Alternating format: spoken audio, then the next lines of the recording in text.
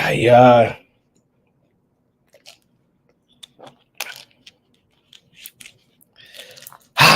Welcome to Thursday night.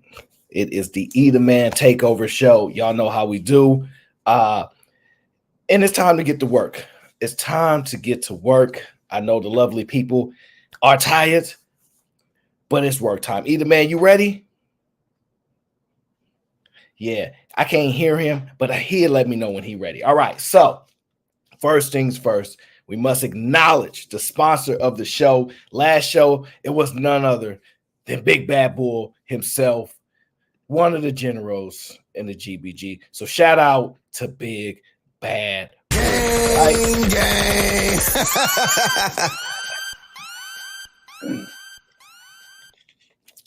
Oh, you drinking water now. See, it's going to be... All right. I see what's going on. Water tonight. That water we're gonna talk about. How was your week, big bro? You said what, bro? I said, how was your week this week? Insane. Oh man. I'm not gonna lie. I am tired. Like I be tired, and then I doze off, and then I get a jolt of energy. It's crazy. I don't know if you know what that's like, where you just kind of like you feel a little, and then you just get that jolt of energy. It's like I don't know if it's muscle memory, but man, it's been a crazy week. I just chilled for a couple of days, man. I was just sitting back watching. Well, I wasn't really on the internet for a bunch of hours. I was sitting back. When I got back, everybody said there's a lot of beef going on in these streets. So I said, I don't know about none of it. Don't care. So life is beautiful. Life is beautiful. We got Chicago Rilla in the building. He said he owns Sway. He's stumping on his neck. I don't know what's going on.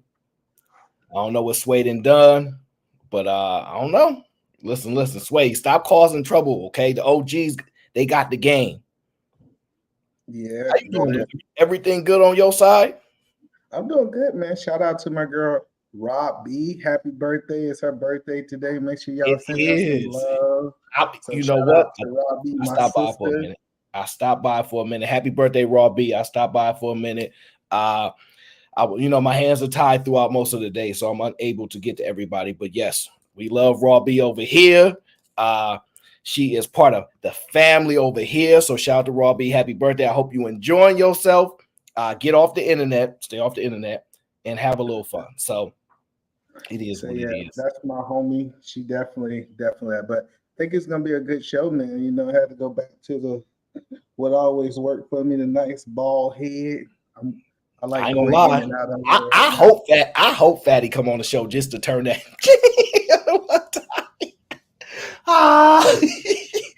Oh man, I shouldn't do that. That's not very nice. I think I'm embracing that. I'm maturing. I'm getting older. I love it. These are prescription. These are prescription glasses. You know what I'm saying? They even got glasses on. I don't know. I'm growing to love it. My wife got me some glasses. Maybe I'll show y'all guys those, but one of these days. So, but other than that, man, the glasses make you more approachable. So it give you that kind of like, hey, you know what? Maybe he's cool. The glasses actually like a cheat code. People don't know. Yeah, they don't know. It's this. I was talking to my daughters, and the daughter was saying that they said now we part of the stereotype. We got the bald head dad that typically give us everything we want. They falling in the stereotype now. Yeah, Brittany says team glasses.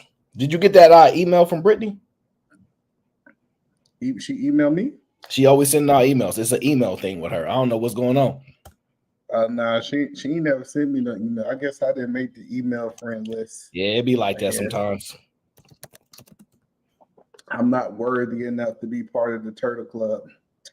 Turtle. Hey, listen. It's gonna be tough enough.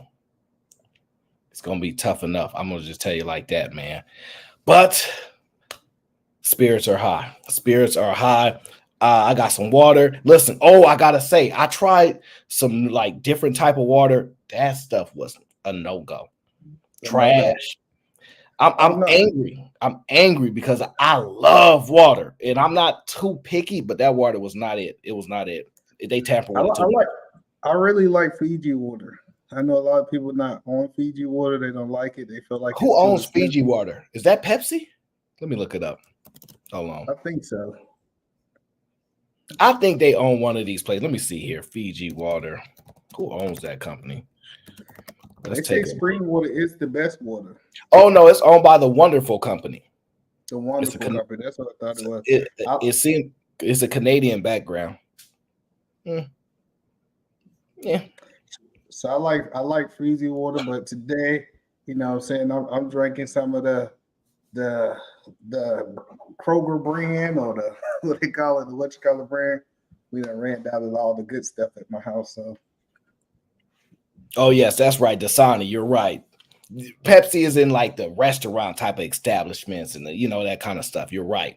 Thank you, Chicago Rilla. That's why you always keep the OGs around to put your own game. That's why. So before we get into the main topic, I got a question I want to ask you. Do you feel that it is our responsibility as fathers to be able to teach our daughters what type of men they should be talking to? Make sure I shout out my brother Ricky Webster. He said he's gonna be sponsoring the show today, so shout out to Ricky Webster. Do I think it's a father's duty or responsibility to show their daughter the type of men that they should be picking? I'm sorry, can you rephrase that? I want to make sure I hear you right. So what I'm asking you is, what do you think a father role is to teaching his daughter about finding her husband? Or do you think it's a role at all? I think that I'm not overly qualified to answer this question, but I'm somewhat qualified because I could be a father, right? I would say this. I think it's important that the father resembles or embodies a lot of the things that if he has certain requirements or desires for his daughter to have, he should somewhat embody it or model these behaviors to a certain degree. But I can understand if a guy goes, no, I know exactly the wrong behaviors because I had them and I know what to look for the right behavior because of experience. But I think that if you want your daughter to actually listen to you, she's going to watch you more than she actually listens. And if your actions don't match up, then she's not going to really listen to you anyway. So I think it's important to mirror a lot of these qualities in which you would want for her, the man that she's going to ultimately pick. And you have to make sure that you don't pick for her. You give her the tools and the abilities to make her own decisions, because at the end of the day, she has to live with the consequences of it. So it's complicated because we say, oh, you should let your dad vet the man and things like that. But ultimately, I think it's important to give your daughter the tools to identify things and let her make her own decision. But that's a tough ask for fathers because they're a bunch of liars and they're a bunch of hypocrites when it comes to their daughters and their moms. So that's just the truth. Well, the reason I asked this question is because I'm part of a group of fathers, right? And I've been asking this question. Can I come up, Sherelle? You definitely can come up. So I've been asking this question. What kind of man you would like for your daughter to get? And these men are striving. Sherelle was raised by her father. That's probably why she thought about that, because she's raised by her father. Shout out to my brother Peter the Investor. Says the water fund shall be filled up today. I don't know. What do you think, though? I'm inclined to hear your thoughts because you think a little bit different. You're a little bit more structured than a lot of guys. But at the same time, you pretty well grounded. I mean, you a little like delusional, like high class delusional, but I get it, because if it works, it works. So, like, let me say this first. So, the first thing is, I've been asking them, what's the perfect type of dude for your daughter? And they give me this, utopia guy. And I said, would you be okay with your daughter dating you when you was 20, when you was 30, when you was in the age market that you're saying for your daughter? And most of them, and they won't say it on the internet, but they say, nah, I wouldn't want her to have no dude like me. So is we kind of making this fallacy that we want our daughters to have someone that we wasn't even willing to be?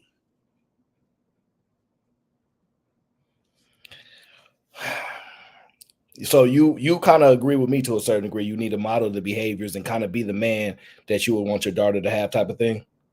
Yeah, I believe that the best thing that I can do as a father is I can be a split image of the man that I want her to be. I want her to be able to spend 18 years of her life with the type of man that she's supposed to marry. So any other man that's not like me kind of look foreign to her. Mm, man, it's a really complicated question because I know that your father matters a lot, right? Uh, I had this really interesting video that I was going to play on my last show, but I didn't really have time to get around to it because, as you know, it gets a little hectic on the show from time to time. But it actually kind of shows the impacts of fathers a little bit. Let me see if I can find it real quick, and then we can get to Sherelle and her thought perspective. Where's that video? Because I actually really like that video. Where So how is about this? As Sherelle get ready that I want to play a video and I want you guys to tell me what y'all guys think about what this young lady is saying, okay? So let's play this video real quick. If you have daughters, you're the first male relationship that they have. You're the most important. Every other man they're going to compare to you. So set the fucking standard high so that all those simp men, when she sees them, she's like, fuck you, you're not even close to my dad. Like, why the fuck would I give you any time of day? Yeah. Be that type of father so that she has an example of what the best man is. Be that type of father where she has the example of what the best man is. I'm gonna turn it over to you to Sherelle. I think listening to your story, you was raised by your father. Not only he raised you, he raised a whole bunch of different girls, and I think have had an impact on your life. So, what do you think? Do you think your father first have to be an example of what he want his daughter to have? No. Now, I think that it's great for a man to set an example of the type of man that he wants to be, like an example for what type of man he wants his daughter to date. But I would say this, like my daddy, it didn't matter what he was because he had the mindset that you're gonna be better. So even if I didn't, if I made these mistakes, you won't make the mistakes. So I still feel like even if it if he learns later on in life, then he should give you the example of what he learned and not the life that he lived. So Because I you think that saying a lot of times we might make an excuse that we can't do better because of the circumstances or the environments that we came from. But my daddy fought you could be anything that you want to be if you work hard enough for it. No matter what you come from, no matter what obstacle is in your way, you can get over it. It doesn't matter who your parents are, who your family is, what environment you was in. If you want to overcome, you can overcome.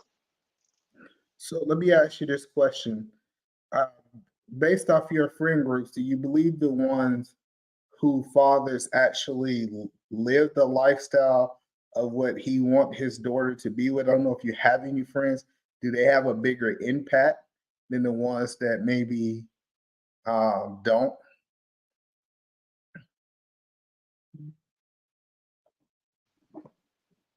But it's also it's like in a negative light.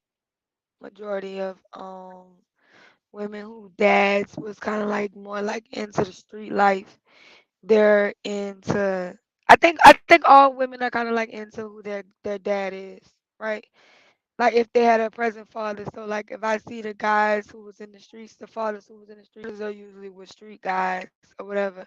So like my dad, because I was the baby, my dad spoiled me. So since I was spoiled, like I like men who spoil me. Like I like men who show me a lot of attention and things like that. Like because that's what I'm like used to from with my dad. So I think whether it's a good or a bad thing, which is why I should to be a positive role model in that aspect, because your dad does look, I mean, your daughters do look for you inside of other men. So the reason I asked that question is because when I look back on, like I believe my sisters date men just like my father. When I look at other people, like say for example, if you look at my cousins, their fathers was drug dealers and they dated drug dealers. Do you Yes. believe that it really have an impact on the image that they see that they want? Yeah, that's what I was just saying. Like you look for your father and other people. So the girls who dads was in the streets, they like street dudes. Or it's always that way. I think it's just like that. If their dad is like a good guy or a lame guy or a corny guy, they're gonna end up with the lame, corny, nerd guy. Like I've always seen that. They look for the man and because their dad is the man that they first fell in love with, it's like she wants to fall in love with a person just like that. So do you believe that? So based off what you're saying, if I'm hearing you correctly, it sounds like you women looks for a man that's just like their father. I don't know if exactly like it, but they always just seem to be attracted to somebody with those qualifications. You know what I'm saying? I do. I definitely do. Even Beyonce has a song, and the song is like, I want my unborn son to be just like my daddy. I want my husband to be just like my daddy. So yeah, I definitely do think so. Hmm.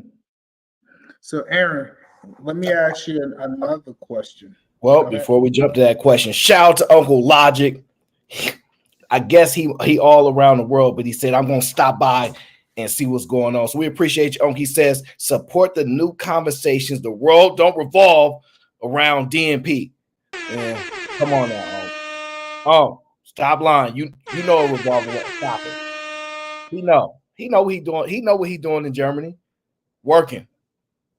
Now shout out. But no, I want to play this video because I think it actually speaks to the impact of the fathers in which you say it. So take a listen to this video real quick. I think it's pretty interesting. Let me see here. And adjust it. There we go. Here we go. I'll give you $100 if you call your dad and tell him you're pregnant. Oh no, I have a Hispanic dad. I'll give you $100 if you call your dad and tell him you're pregnant. No. No? It's so sad. I can't do it. I'll give you $100 if you call your dad and tell him you're pregnant. Will you actually? I will. Hi, Dad. I'm just calling today because I found out I'm pregnant. Oh man. Okay. I don't know who the dad is. Okay. Okay, Dad, it's a prank. This guy said he'll give me $100 if I tell you I was pregnant, so I just got $100. All right. Let's not do that ever again, huh? Okay, I'm very sorry. They just gave me $100. Call me later. Okay, I'm sorry. Oh my God. Now, if you can't interpret so many things in just those interactions, I mean, what can we say about it? Think about that. You saw all of the I'm not my dad. No, I heard him. Like it shows you the dynamics, the different perspectives of how when you have a father in your life, the impact that it has when they're not around. You know, I Oh just my got God. that. Yeah. Aaron, remember we was having this conversation last night? The girls, it's like a healthy fear. It's like I'm an adult, but I know, so I'm not thinking about, oh, my daddy's gonna put me over his leg and whoop me. You know what I'm saying? But it's just a level of respect and reverence, and that is associated with a healthy level of fear. And fear doesn't always mean somebody's gonna physically harm me. It just means I don't want to disappoint my dad. I want to make him proud. I don't like when his tone because I'm his baby girl and he loves me and I don't want him to be disappointed in me. I don't want him to be or feel like a failure or feel like he failed as a father with me making the wrong decisions or making the bad decisions. Like I don't want that to weigh on him. So me calling my dad is like I'm pregnant and I don't know who the dad is, like I would feel so ashamed. And then I would be so hurt because I hurt my daddy and I love my daddy and I never want to hurt my daddy because my But daddy loved me. Sherelle, I will almost argue this point though. I will argue that women who daddy wasn't involved, but they have the number, they will call him without hesitation. What? I get $100 with no fear at all. Do you agree with that or you disagree with that? No, I agree with that because I feel like the healthy fear comes from the presence of your dad. You know what I'm saying? The presence of your dad. Because even if you were did like physically disciplined you or punished you, like what you really don't want what you really don't want is the man that you are in love with. And I'm not saying it in no creepy way. But like I'm saying, when you're a little girl, you look at your dad, this man is Superman to you. You understand what I'm saying? He's everything to you. This is your protector man that carries you and just he's everything to you. So when you look up to him, you look at this man like he's your superhero and you don't want to disappoint your superhero. That feels bad for your dad to look at you and be disappointed in you. So yeah, but it comes from him being there and being your superhero. But in the opposite, when he's not there at all and he's just absent, I think that leaves such an empty space in women when they don't have their fathers. That that that hollowness it creates a bitterness. It gets filled with bitter and disappointment and like things and a lot of negative things when they don't have that cup filled. So yeah, of course they can be stuff like I call him if I had his number right now. Tell him I'm pregnant with 10 kids and about 16 different men. You know what I'm saying? Because the level of respect and reverence isn't there. You can only have that for a father that's present in your life and doing what a father is supposed to do.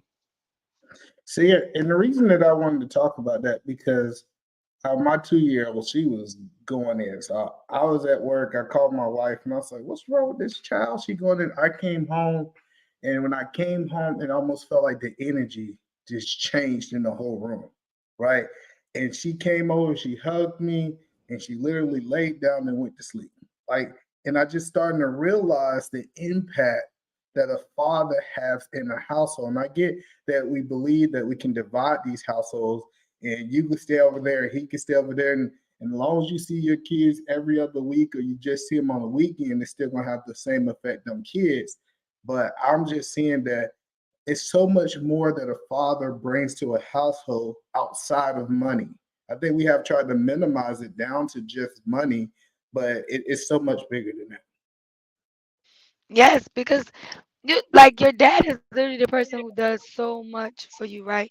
That's the person that you dance with the first time. This is the person that picks you up and puts you above the world. Like you know what I'm saying? Your mama may put you on her hip, but your daddy he puts you on his shoulders. So the you above the earth, who put you at the highest point that you've ever been was your dad and the way that he uplifts you. Your dad is the person who teaches you how to ride the bike and picks you up when you fall and dusts you off and he gives you a strength. Like when you have a father's love, it just gives you the confidence and you feel like you're untouchable because you have a man that loves you, that will die for you, that will kill for you. And like that just gives you a different confidence in your step. You feel like I'm my daddy's child. Like I feel like you can't tell me nothing. I'm my daddy's daughter.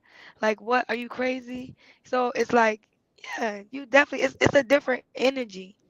Because Okay, like I don't even curse in front of my dad. You know what I'm saying? Easy. My dad has never heard me curse. It's just such a okay. different level of respect I have for him. So let me acknowledge Uncle Logic said, "You got me with the clickbait, either man." Yeah, it's either man fault. He we're gonna get into the question, Uncle Logic. It's just it take a few minutes for everybody to storm in the building, so he had to, build it up. Mhm. So as we get into it, are you familiar kind of with the Big Baller brand? Yes. Yeah, that's Quite familiar. the All right. basketball boys, right? Yes, so the Big Baller brand. We know that the Big Baller brand, everybody thought that they was just completely crazy, right?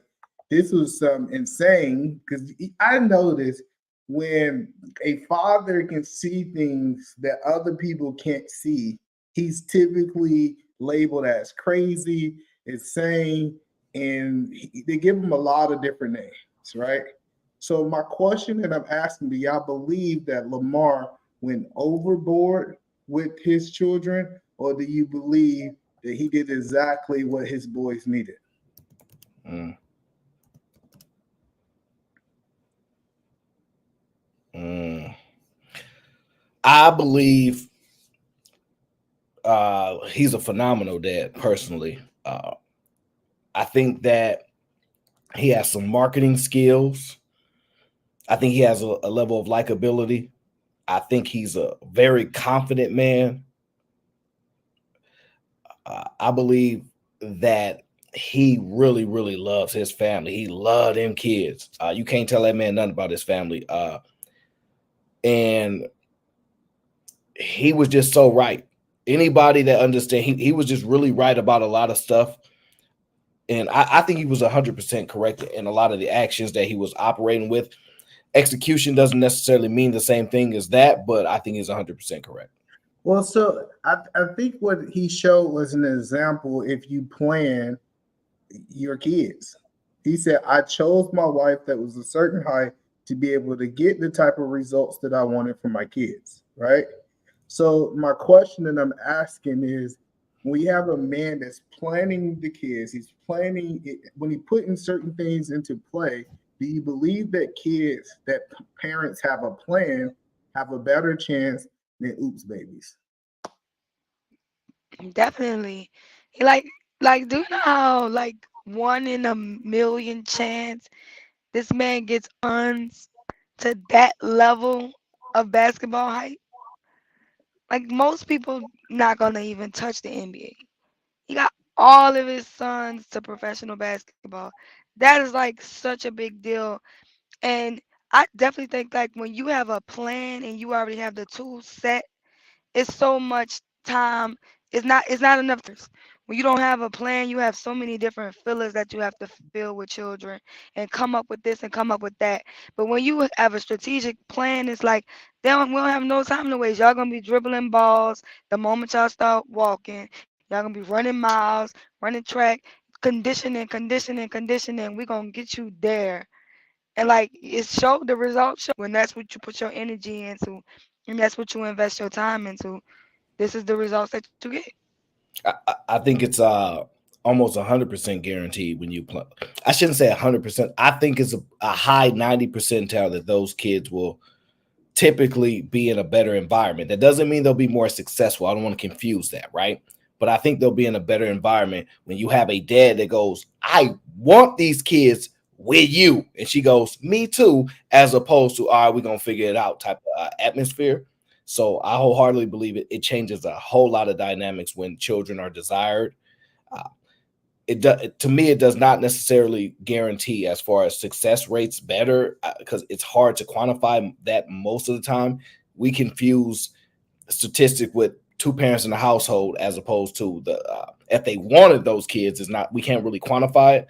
But based upon what I do know as far as people that plan their children and want their children, yeah, I would say that the environment's like 10,000 times better compared to, all right, we did something, we got to figure it out type of atmosphere.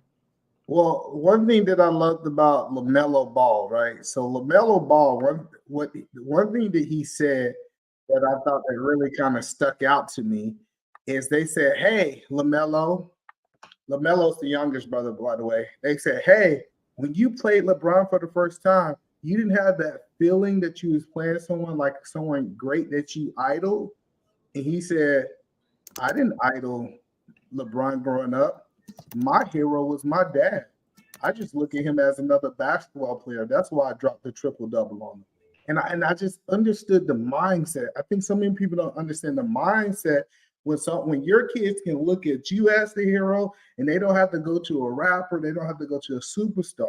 You know, what people don't want to talk about is Lamar was a millionaire outside of his kids. He was always going to be able to make money and be great. I think it really comes down to, do your kids look at you as the superhero, or are they going outside to look at a Cardi B or a Lil Wayne as a superhero because you ain't accomplished anything? That's a really, really good point. When you were saying, I was like, man, that's it's not like my mentality is I don't get like celebrities and people I don't care for them. Like they are not these amazing type of people to me. Like the way my mind works, I'm like they just people. y'all look at them as a certain way. Now my mind just doesn't do that. But you're absolutely right. When people can say, "Oh yeah, my dad is the man," it changes so much because you got a lot of people that are searching for answers, insight, but they are looking to people for guidance and they have a reverence of people that they don't actually have a relationship with. But when your dad is the man, yeah, you can look at other people as far as just other people. So yeah, that's actually a really good point, actually, when you say it like that. And my oldest daughter, I was listening to her. I don't think she knows I was listening to one of her conversations, but I was eavesdropping on one of her conversations, and I remember her and her friends was trying to do some things together. And when they was trying to do some things together, the girls was like, well, I don't know if my dad could do this, might do that. She said, don't worry, my stepdad, he got us. Like, is it a feeling that women, I guess this is a question more for Sherelle, is it like a good feeling when your kids know that you got them, that they know that you're saying no, maybe not because you don't support it, or is it that you saying no because you can't afford it? I think she might have stepped away. That's fine. No, I'm here. I be muting so my background don't get to y'all. But what I can say is that it feels good to know that your dad, whatever. But I think the better feeling is that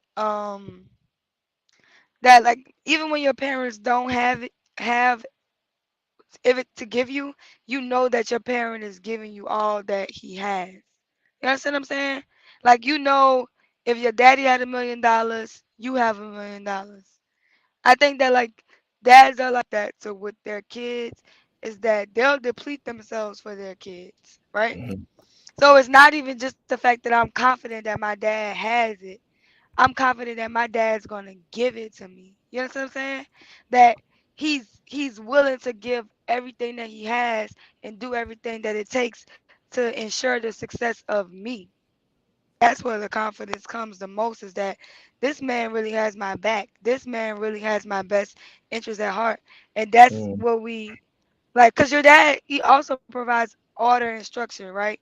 Which is like your first concept of love, which is why a lot of times like submission or anything like that, or being told anything by a man should maybe hard for some women who didn't have dads because you don't understand. But like, if you know that your daddy loves you and this man will do anything and he always has your best interest at heart, you trust what he says even when you don't understand it because you know, well, he wouldn't tell me anything wrong. He wouldn't tell me anything to hurt me because he has nothing to gain from me. Like your mom usually grow up, you take care of your mom, but dads don't usually raise kids so their kids could take care of them. Or dads don't really grow up and make kids feel like you owe me for being a father to you. So you know that this person has nothing to gain for you, but they're just loving you unconditionally. So that's a different type of vibe. That's a different type of love. So yeah, it feels good to know that your daddy has it. Like my daddy the man. But it also feels better knowing that anything that he has, I'm he's willing to give it to me to make sure that I see. That Well, so if it's I will cold, he'll give me the blanket. I will argue this. I know you might not agree with this, Sherelle, but I argue that women that have active fathers in their life doesn't have as much problems with submission as women that don't have active fathers in their life. A lot of those women don't give up their will to their father because they feel like their father have their best interests. And they do have, like, I just listened to like women that had fathers in their life. They don't really have those trust issues the way that women that did not have fathers in their life. Do you think that's a correlation, or you think I'm reaching? No, I think it's a definite correlation. Which is why like all you have to it's easy to it's easy to submit to somebody that you can trust. Like it's easy. This person has your best interest at heart, then it's just easy to listen to them. Like and then when you get older, you understand it. Cause when you're young and your dad tells you no, you may feel like it's being mean. So your dad tells you to stop hanging with these friends. But then when you're an adult, you realize, okay, yeah, my friends was selling drugs and going to jail, and he probably saw that coming a mile away, and that's probably why I shouldn't have been with those friends. Go to school, get good grades, show up on time, get you an education and focus on that, and then he punishes you and restricts you from being able to be with the other kids because he's making sure that you get your education. And then you grow up and you realize, okay, I make more money than my peers because I have this education and I was able to go to college, and I put that first. Or if your dad tells you not to dress a that brings a certain type of attention from males, and that's not the type of attention you want at your age, and things like that. And then you look around and you're a young teenager and you're realizing that the other young girls around you are sexually active and getting pregnant and going through things that you don't even have to. And then you realize, okay, this whole time these restrictions was actually, and that's love. Well, Tom Brady talks glowingly about his father. You can kind of look at the Manning family a little bit when you look at the father's impact on his children. But my favorite athlete that speaks about his family is Shannon Sharp. When you listen to how he speaks about his grandmother, his grandfather, and his older brother, man, it's to me, it is like it gives me the shivers, right? Because you can literally feel just how much he loved his family, love his grandmother, love his grandfather, love his brother, the reverence that's there. And those people were poor, and I mean terribly poor. And the impact that they had on him with little to no money shows you just how important so many other things are outside of money. It's remarkable. But most people can't get past that because we're in a different time, and most people too hung up on money. And I'm not here to say that you don't need money. I'm speaking to when you look at the impact when you're not using money, or the other thing that matters so much. I love his story and how he speaks about his family and the impacts of where he came from. Just like my favorite person to hear those type of correlations and stories. And you know something? That's why I want to, as highly as I speak of my dad. My dad has never been a rich man. He's never been a rich man. Like, I could never be like, oh, my daddy bought me Jordans and all the fly kicks and the games and all the materialistic stuff. So I'm not a materialistic person. I wasn't raised to be, and I didn't have those things. But he gave me structure, he gave me order, he gave me love consistently. He never left me. It didn't matter what situation we were in. He was never going to leave me. He was going to always be there to protect me. He was a man. And the thing about it is, if God created man and man created money, then money can't make the man. Man makes money. So So if I want God to if play. God wait like created man and man created money, and the only thing that's valuable about a man, then that means God created man with no value at all. And what kind of God would create the the vessel that he wants to be the leader with no value at all? So of course there's value of a man outside of money. Mm. So I want to play this one video. We're gonna drop the link because I definitely want to hear from our chat today. But I'm gonna play it. You guys are not gonna be able to see it, but you guys are gonna be able to hear it. This is what LaMelo Ball said, and I want to get y'all idea of where did this come from. You would be a snitch, and at the end of the day, I'm a grown man. I want to be what I want, do what I want. Was that your first big purchase with the NBA contract? Nah, I don't spend my NBA money. He said, "Nah, I do not spend my NBA money." Yeah. He said, imagine an 18-year-old saying, "Nah, I was taught not to spend my NBA money. I live off my endorsements." He go into a little bit deeper, saying that he live off his endorsement. He have financial advisors and different things like that. where do you think that type of influence come from before we drop the link? 100% is dad. It ain't even questionable. If you look at the fact that they had their own TV show, like, you know what I mean? Like, he's been marketing. He got this wave of social media. He got the kind of right family for the blend. His wife is super quiet, not trying to be loud. I'm not saying you can't be, do what you want, but I'm saying it just directly benefits like everything that, like the whole image. Like he really the man. People just don't know. They just don't know.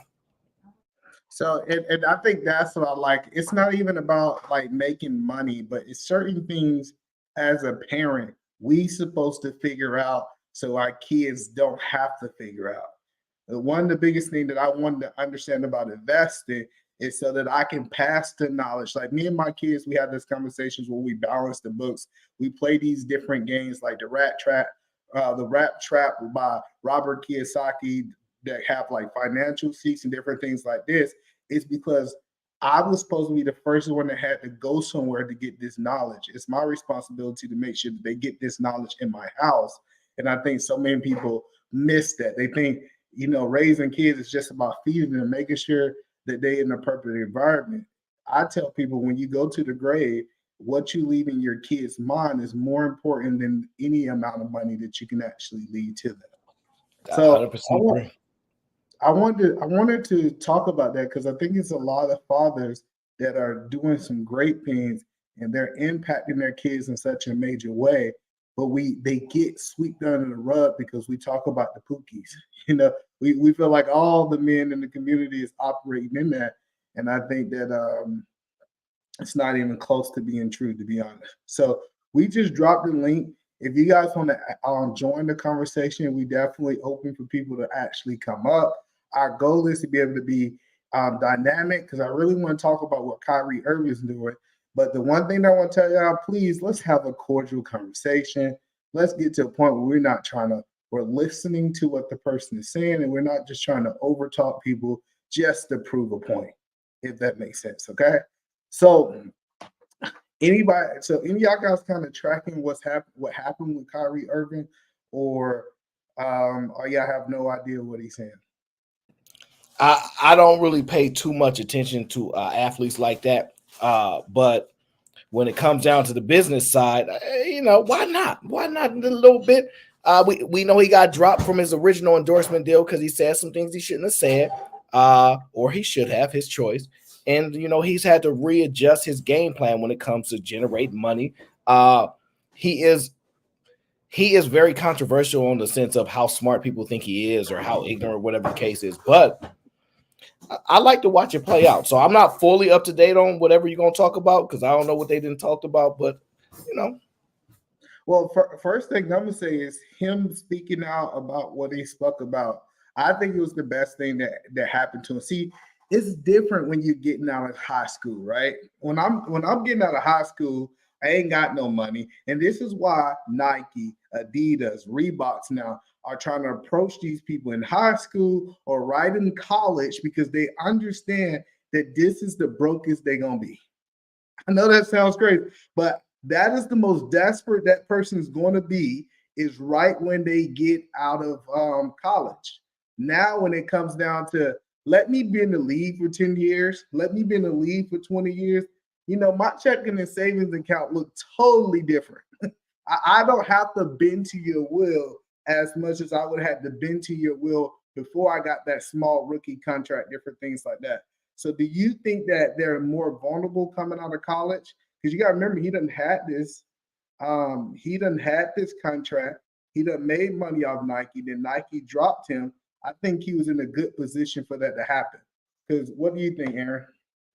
Yeah, no, 100%. He was definitely in a better position to get dropped and lose out on that money. But I think that it was an eye opener for him because he is very big on what he's trying to accomplish. He's big on the community. He's really trying to get things done on his small scale. He donates a whole lot of money. He donates a whole lot of money to a whole lot of causes.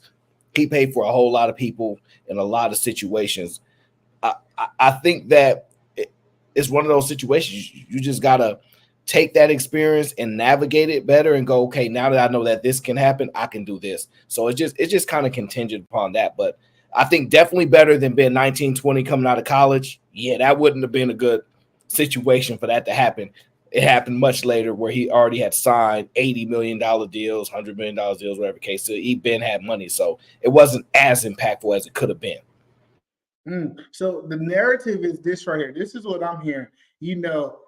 Kyrie made a mistake. He didn't kiss up to the man. He should have watched what he said, because he done missed out on a whole bunch of money, and that's money that he will never get back. That is the narrative. So let's play a little bit of this video and see kind of where Kyrie's at with his shoe deal. Hey, Kyrie. Sorry. Hey, Kyrie. First of all, welcome back. You talked about free agency with organizations and coming back to Dallas. You were also a free agent with Shoe Deal. Just talk about the process of joining Anta, not only as a player, but also as an executive and in creative. So hold on. Let's stop right there. He says that he is a free agent in the Shoe Deal. Have anybody heard that? Being a free agent in the Shoe Deal? That is a really good question. No, not if you look into the term, like the phraseology of it. No, actually, no. So what we're seeing is the whole fallout gave him the ability to have wisdom, knowledge, to be able to go shop this situation. Now he can be able to go shop. Imagine who got the most power. The person that is under the contract. I think that's true. True. Can you just cam up so I can make sure it's you real quick? I'm not gonna pull you up on camera. Is it the person under contract, or is it the person who is their free agent? I got you. I see you, True. Which one have the most power? And me personally, I think their free agent. Well, LeBron have taught us in free agency that person have the most power. The person who have it. So before I get True thoughts, let's play this video a little bit more. Thank you, man. Yeah, it felt a little surreal this summer, being able to negotiate a shoe deal of the magnitude that I have, and alongside my all-leaving management team. They really emphasized me having creative control and being broadcasted to more of an international community. Hold up. What he is saying is that they gave him more control. He was very limited to the type of control that he had when he was with Nike. Now, since he have an international deal, it's going to open him up to the international audience. And on top of being opened up to the international audience, he have creative abilities to be able to draft this the way that he want, because he's more of a owner of a company and not a he's more of an owner of this new company versus a what would we say? Kind of like a what's the word that I'm looking for? He's not like he's not advertising for the company. I guess that's the kind of word that I'm saying. So based off what we heard, we're gonna get into it a little bit deeper. True. Do you believe that Kyrie is positioned to make more money or less money that he have let go of this Nike deal, and he's doing an independent thing, kind of like the Big Baller brand? First, good evening, everybody. It all goes according to how well he do over the next coming years, because you said he's independently, correct? He's independent right now? Yeah, well, I'm gonna play a little bit deeper, but yeah, currently what he's doing is he's cutting out the middleman. Well, I don't want to go into details, but what he's doing is cutting out the middleman, and he's going directly to like a factory in China or a company in China where he can produce the shoe without having a middleman like Nike. Yeah, Nike, sort of like what Kanye was trying to do. Correct. So he's one of the front runners to do that.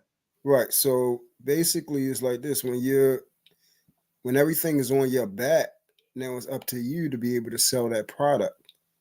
You no longer have the back end of having the company forward you the money.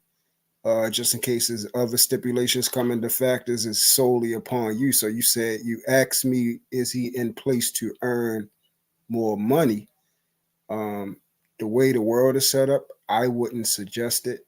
Of course, with his track record, injuries, constant, trades, his value ain't the same as it used to be.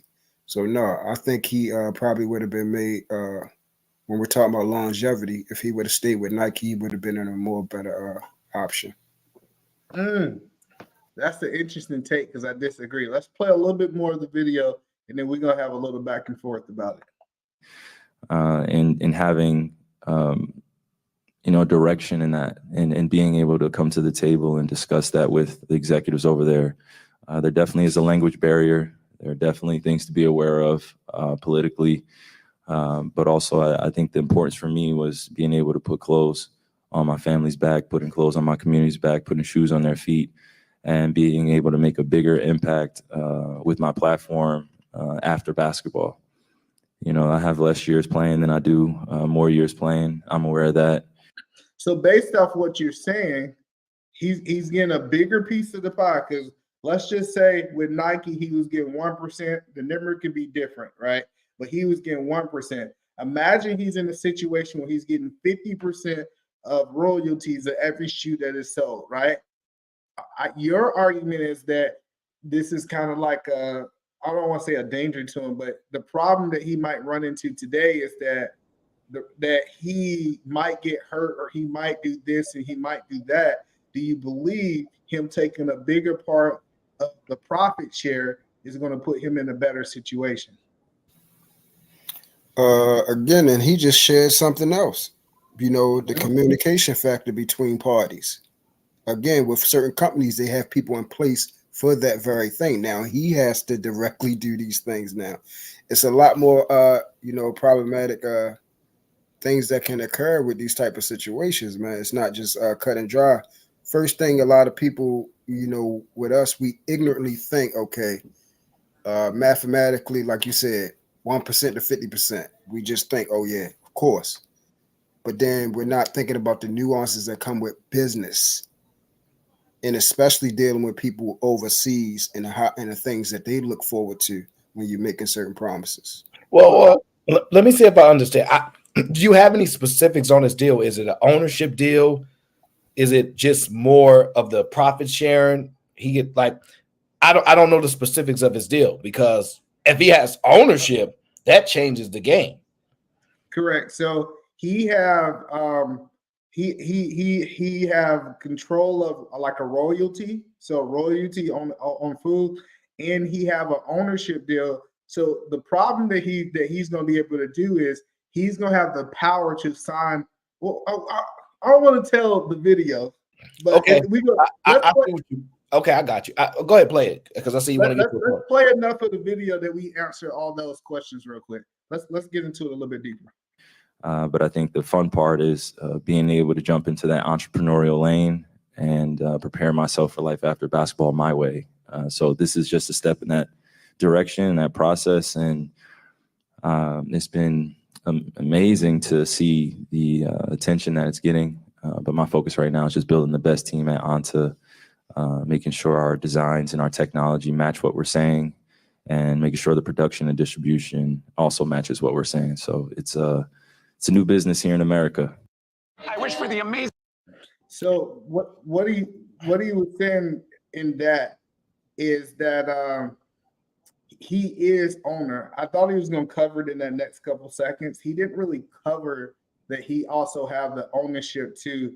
But I think he's getting to that. So give me 1 second real quick. I'm building something new here, and I'm competing with some of the biggest brands in the world. We all know who they are. We all know they have some of the best players and best athletes and best artists. But that's where I feel like my CCO role at Anta is key, because I can sign other artists. I can sign other athletes. I could basically sign my peers. I can sign other athletes. I can sign my peers, and I can sign artists. Do that put him in a different place? I think that's answer your question a little bit, Aaron, on where I'm going. So that gives me the insight that I wanted to hear. So it sounds like he has more control over the design. Probably when I hear that, he's saying similar to how LeBron tried to sign Luka to under his brand, but it's a little bit different for him. I think it's a phenomenal deal, especially if you look at. I'm not sure what the company is. I think I heard the name before, but I'm not sure where they're placed out. But they have a market there, and if you understand that they don't necessarily all buy these expensive Nikes, so you know what I'm saying. Like, so he has a really big market there, and he is a phenomenal basketball player. And if the moves he can do, if they market it just right. Man, I think that it's a really good deal for him, especially later in his career when he understands business more, when he understands control more, impact, and things like that. Royalties, a certain level of ownership he can pass down to his family. It's just really, really different. I don't necessarily think it'll be more money up front, so he has to bet on himself to be able to do more creative things down the line. But I think it's a good deal. And see, that's the point that right there. That is the biggest caveat. Money up front, and he's betting on himself long term. Mm-hmm. That means he has to be successful at all phases. No, well, the reason you don't have to hold on. Let me finish this, and then you can go ahead and disagree. Another reason why, for me, we got the biggest people in the game. That if this were how you say a surplus, they would have probably went this avenue. You got the dude in the chat just said it. That's where I was going at. LeBron James, Jordan. Next in line is Kevin. I'm speaking, Either man. Hold on, bro. You gotta let me respond too. I haven't even finished. What are you responding to? I can't. My mind only can digest minute conversation at a time. But I apologize. Go ahead, True. All right. I didn't even make a point. What part do you want to interject in? I didn't even say anything. The part that you were saying that Michael Jordan got his Nike contract after college.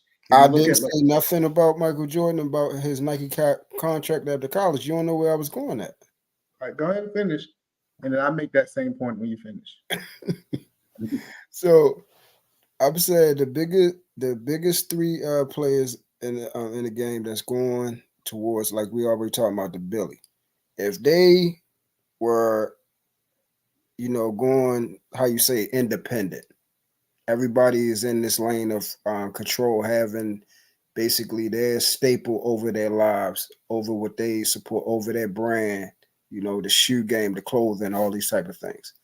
I would think those being the head honchos and the supreme people when we talk about business in the entrepreneurial lane, they would have went that route if that was a surety. So me, True. Go ahead. So True, let me respond to that.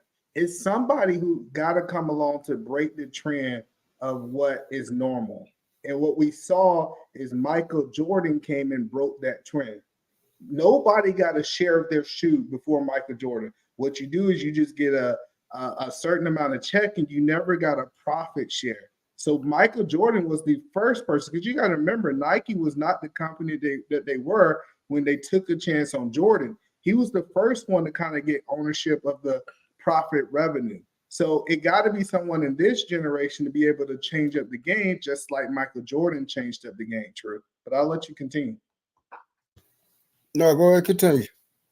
So the point that I'm saying is, I believe if we go back to the 90s, I think it's the 80s actually, but if we go back, that Michael Jordan got the best deal for the before his time. When we look at, if we go back, you got to remember that LeBron James have been in the league for 20 seasons. So are we arguing that 20 years ago that wasn't the best deal that they have? I think that was the best deal. But now in 2023, what we realized with a lot of these companies, we saw it with Kanye, we also saw it with Kyrie. They're trying to control you. And if you want to be able to have the freedom of speech to say the things that you want, you might need to go more of an entrepreneurial path.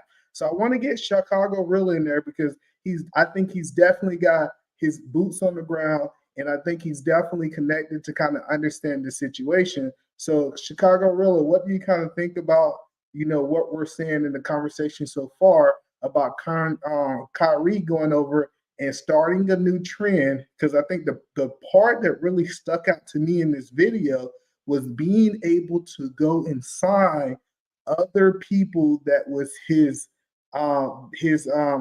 peers, coworkers and peers. That is something like, because if I get hurt, cool, my shoe don't do good. But if I have signed 10 of my other peers to a contract, that means that I have found the way to make revenue share, not off my shoe, but 10 other people's shoes. So, Chicago Real, are you there? Yeah, I'm here. I was just letting you cook. Yeah. So, what do you think? Do you think that we should have that mindset? Kind of what True said is take the money that these companies giving us because we might get hurt, we might live and do that, or should we try to be able to start setting a new standard where we can be able to really dictate how our future looks? First of all, I love how you framed and set this whole conversation up.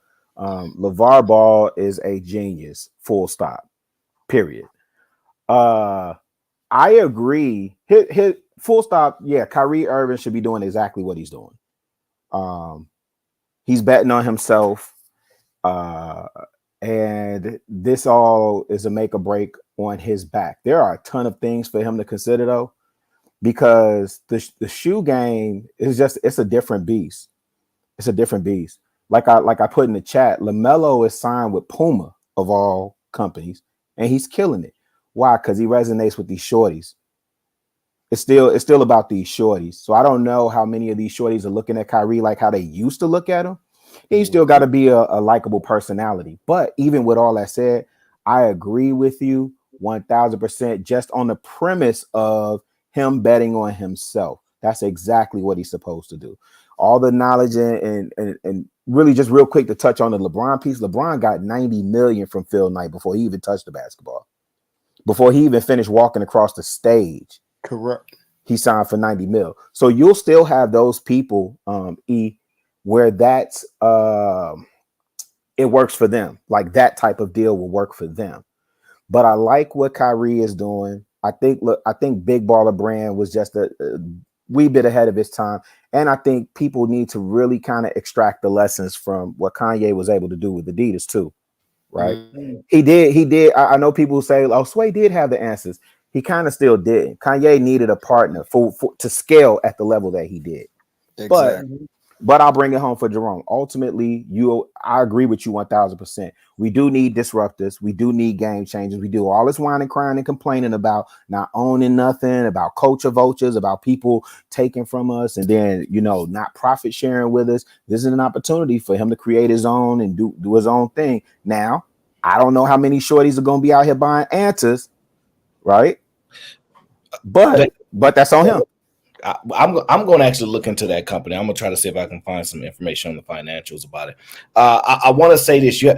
The way I look at it is like this. Y'all remember when that actor was in The Lion King and he forego Jason Weaver? Yeah, brilliant move. Yes. Absolutely brilliant. Right. It's not an apples to apple comparison. It's more of a lot of times you see people signing their publishing away and things like that. You don't realize you're making a decision right now, but you don't know what the future going to be. And the fact that you might lose ownership or control or rights or intellectual property, etc., because you want that upfront money is where we get destroyed at and short-sighted. If you look at a lot of these people that have success, if you look at the ownership they have in a company, 10, 15 years before they cash that paper in. It's just all paper money, and they could be in a negative revenue for 5, 6, 7, 8 years, and then they finally start running it up later and later on. So there's just so many different ways that you can look at it.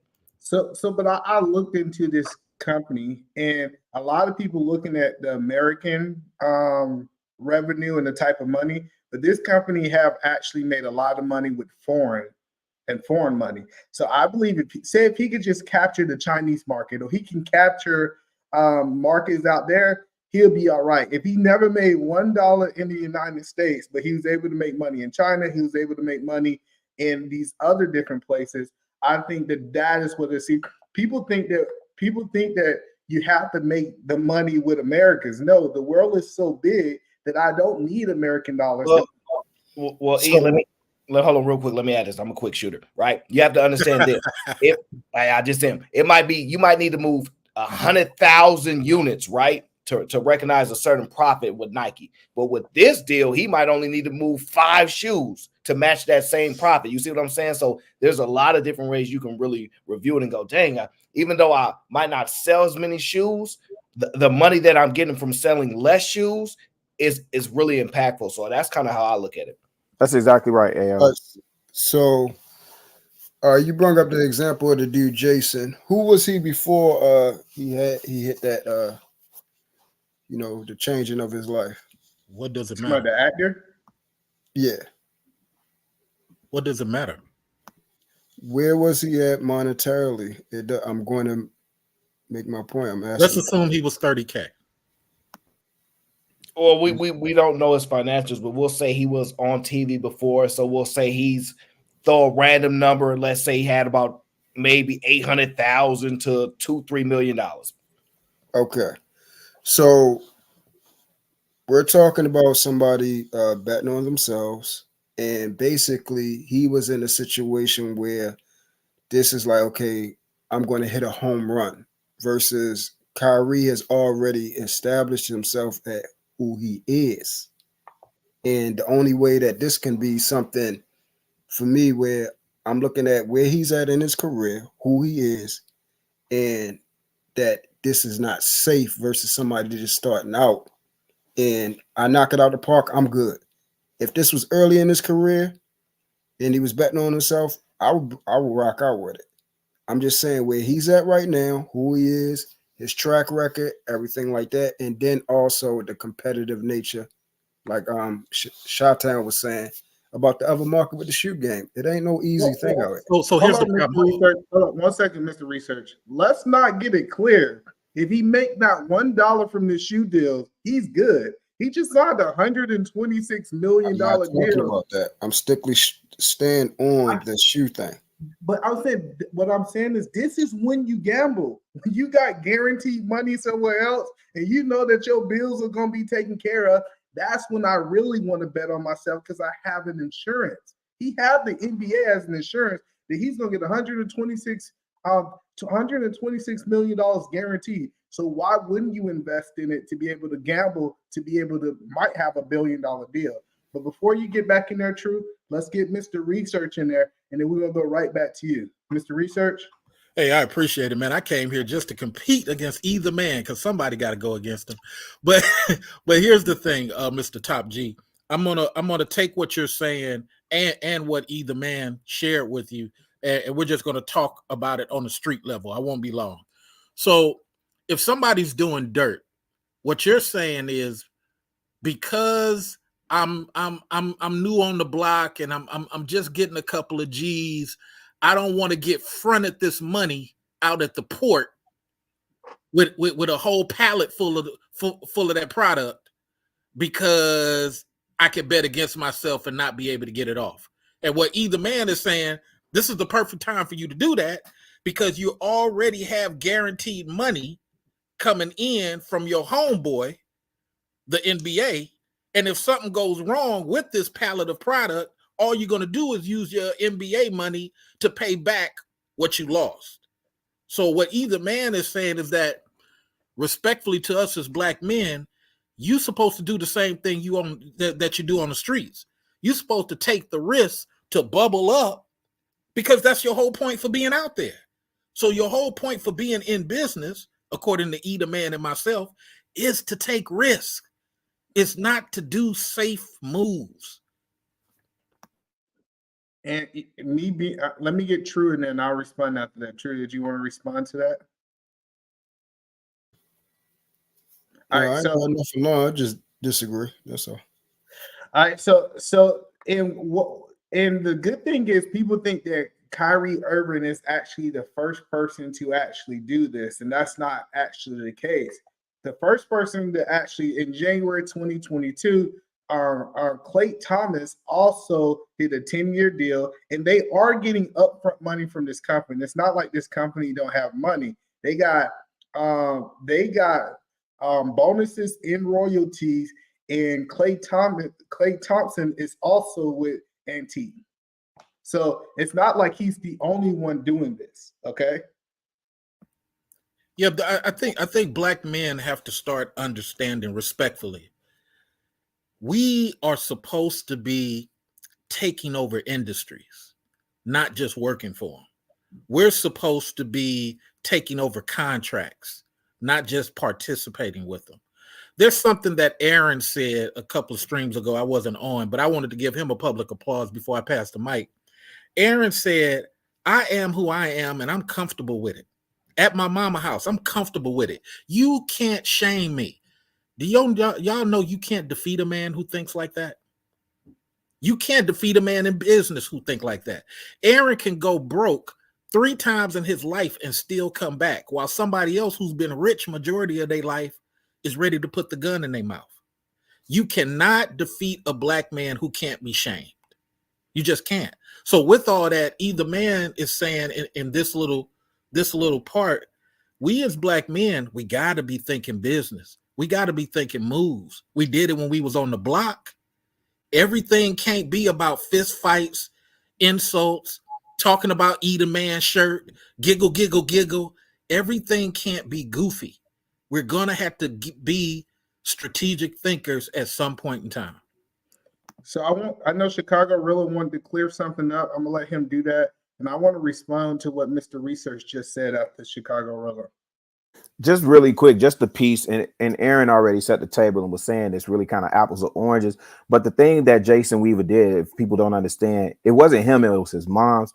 And they really was betting on the Lion King more than they was betting on Jason Weaver. So instead of Jason Weaver taking the actor's fee up front, he deferred that to get royalties. I don't know if it was, I don't think it was in perpetuity, but he signed a deal to get royalties off the Lion King, and that's what paid off. So I think Aaron was correlating that to betting on yourself. And in this instance, they bet on how successful that movie would be. And that's what paid off for Jason Weaver. Yeah. And I'm not telling people that something I think, I'm telling people something that I know. What people don't know about me is I had 2 options about 3 years ago. I had the option to go work for a company making about $135,000 a year, or I could go independent and start my own business. And I'm telling you, my mama thought I was crazy. My daddy thought I was crazy. And a lot of people thought I was crazy by trying to take this independent route to build something. But now the insurance, that job could have fired me. Nobody can take that business away from me. And I'm trying to get that mindset to more black males, because nobody can take something from you that you built yourself. And we got to understand the 1950 black men were more wealthier than us. Go compare the gas prices they were paying versus the income they were pulling in. You'd be amazed. A 25 cents for a gallon of gas compared to what they were pulling in every week. You can't compare our $5, $6, $7 compared to your $100,000 you pulling in. It doesn't even compare mathematically. So I only say that to say that the black men of that time understood taking industry. They understood that even if you're going to work for the train tracks, you're going to create a conglomerate within the train track system. We're not doing that. To either man's point, we getting money, but then we're subjugating ourselves to, if something go wrong, now what? Where we're not making the money make money for us. Aaron wants to open a cartoon business. We laugh at him instead of saying, hey, how can I get 15% of that? What's the buy-in? We as black men have to change. You did it on the block in New York, New Jersey, Miami. I really don't think we actually think like that no more. I pay attention to a lot of moves and how people are operating. And I think with the newfound information, a lot of people are moving different. A lot of people are trying to do things where they are their own boss, where they're like, whether it's social media, they're leveraging that to become an influencer, etc. Like there are a lot of people moving towards that than not even the ownership aspect. If you look at what, I forget who's the top rated quarterback, that they making statements that he want ownership in the team that draft him. Like there's a lot more moves being made with newfound knowledge that we didn't have even watching how these younger kids go from job to job. I'm leaving every 2 years. You're going to give me my 30% raise. Like, their strategies are different with more information. I think that is slowly changing. Even when you look at, I think Rilla was talking about the NIL deals in college. Even you start to see a shift there where the mindset is different. People are going into it differently. So I think more information has allowed people to do things which we never knew we could do. Yeah, but even either man will tell you that's still new money. You still don't have the 8-year, 10-year track record. It's not sustainable as of yet. Your first year of business class, they tell you that don't even look at the 4-year, 3-year, 5-year model. You only really know that you got a business once you hit the 7th and 8th year. So that's just what that is. I do understand what you're saying, Aaron, but beware of this. And all new money people, beware of this. Policies change. Now your money's gone.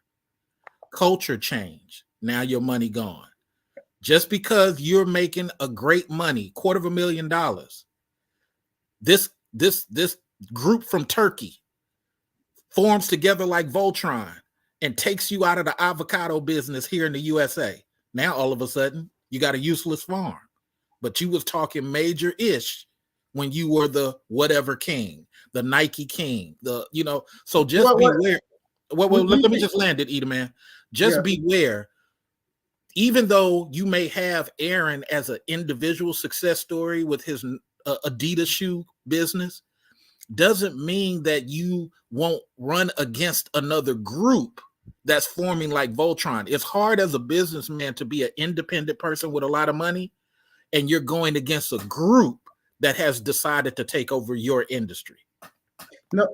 So the goal is to find my golden. So I had a chance to sit down with a billionaire, and we just had lunch. And thank you for him giving me this opportunity. And he told me that it had nothing to do with if my industry was going to be here 10 years from now.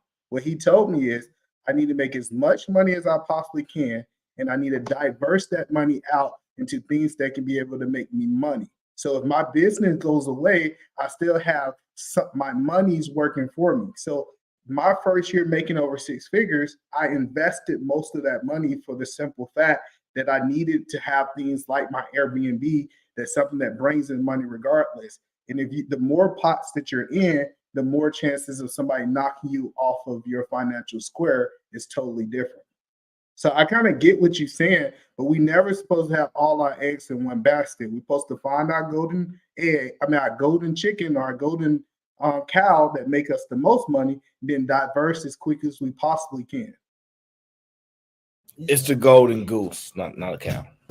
I know, but I like the golden cow better. So the golden goose, I get what you're saying. But the golden goose, I love what you said. The golden goose is to find something that makes the money and then go get you kind of what me and Aaron talked about, a laundromat, or go get you something that might not be sexy. A lot of people looking for sexy businesses. Find something that's guaranteed that people are going to use. Johnson & Johnson, I think, is one of the best companies because we always going to use soap unless it's like the world end or something. So that's kind of my point that I'm saying. Well, I used to work at Kimberly-Clark, and that was one of the dominant undercover things. What we used to always say as the black men working at Kimberly-Clark is, hey, look, they did all this with a razor. They did all this with just a razor, just shaving your face every day. So to your point, not only do we need to find our golden goose, shout out to the golden cow. That's how I start thinking about Moses when you said that. But I think black men need to start going into other industries that we don't use. I'm so proud of the black men who go into the Indian market and take some of their money. I'm proud of the black men who go into the Chinese market. I just met with a group of people, and one of the brothers, he makes his money exclusively off of Chinese people. Has a whole thing, there's no, he got black people working there, but it's for a Chinese product. So again, we did this stuff on the street with dime bags and triple beans. Now that we're adults, we need to get out here and attack this market, not fist fight each other. Yeah, and as a businessman, I don't get caught up in color or race when it comes down to money. I truthfully don't care. Like, I have quotas, and I don't care if it's the black dollar. I don't care if it's the white dollar. Like when I look at the analytics, I see kind of who's buying more of our products, which majority of the people that we service are white people, which I'm okay with that. But I'm more of trying to find the niche of that group versus because Nike, what would you say that Nike's getting the black dollar or the white dollar? Is it the Chinese dollar? They found a way to be able to be attractive to the whole all groups. So yeah, if you I think they're more talking about like partnerships. I think that's what I don't know who that might have been True speaking to partnerships, but eventually those are the people that literally come together the most and can. A group will always dominate an individual. So I don't know. When you speak about diversification, I look at concentration first and then diversification. But you speaking to a billionaire, I ain't gonna argue with no billionaire. But ultimately, I think it doesn't matter how you generate the money, it's what you do with the money. I don't care if you own a business and you make $100,000 a year in your business, or if you work for somebody and you make $150,000 a year in your net. I'm just using arbitrary numbers, right? It's what you do with the money. It's what you do with the money at the end of the day. Let's start there, E. Let's start there. Just 1 second. Mr. Research is 100% right. Now let's be true. We saw this in the real estate industry. A whole bunch of people was balling. Like the people who've been selling houses, they've been balling for the last, let's say 6-7 years, and now exactly. Not so he is telling me it would never happen again. That's what they told me. Oh no, it would never happen. Man, stop that. But I want True to get in there. Go ahead, True. Yeah, AO said it's about and that is basically what it's about, what you're going to do with the money when you get it. So are you familiar with the businesses that Kyrie has already? I think he's like owner. When I looked into it, I can't remember the exact number, but I think he owned it's like 20-some different businesses. So he's not hurting if this shooting doesn't work out. No, of course he's not hurting. Even if he didn't have those businesses, I think he probably made over $300 million by now from what's his name. So I'm not talking about hurting. I'm just thinking about, once he do start bringing in and become lucrative, he got his businesses to put that into, like how you was talking about and I remember you shared that story with me when you sat down at the table with the Billy guy, and then he the one that helped you open up your market and everything like that. So that's important. I just wanted to know how many businesses do you have outside of it? I think it's like close to 20, but don't mark me on it. I just know that he have ownership in multiple businesses. Now, do he run I don't want to run another business. I would love to be an owner of a business and they have a structure already where I don't have to be heavily involved with, that I can just bring in from an income point of view or money point of view. But to day-to-day operations, you don't want to do day-to-day operations. Right. That's what you're speaking to. I have no desire. But sometimes what you have to do is you gotta kind of repackage the whole thing. So let's play this video about how the Baller Brand is actually repackaging. Brand making a comeback. LaMelo Alonso and Jello Ball have been promoting Big Baller Brand's new products even after Zoe came out and said he had to switch shoes every quarter because the ZO2s would explode during games. But now they've switched to off the court, more casual shoes like these. And they're selling exercise equipment for only $1,850. This comes after LiAngelo's viral workout video where he was lifting weights behind his neck. On their website, you can get things like the Stay in Your Lane hot sauce, an $850 racing jacket, and for a while, they were selling Big Baller Brand water, but I don't really know where that went. Not gonna lie, I would rock these shoes. Are we about to see a Big Baller Brand redemption arc? Is Big Baller... So do you think repackaging... Go ahead. I love that. I love the fact that they're taking their experience in the business where people are like, yeah, your shoes suck, this, that, and they didn't realize he got valuable information on that endeavor. Right. So when you look at it like that, I'm like, wow. It's actually so much smarter to get even away from doing on-court shoes. Why waste your time? Like he probably partnered with somebody, got a consultation and said, we touching these kids, they like slippers and all this other stuff. His son, LaMelo, right? He said LaMelo was the best ball player in the family. That man has vision. I don't care what y'all say. I don't care. He got vision, right? And he's like, man, I put these in LaMelo and he can elect.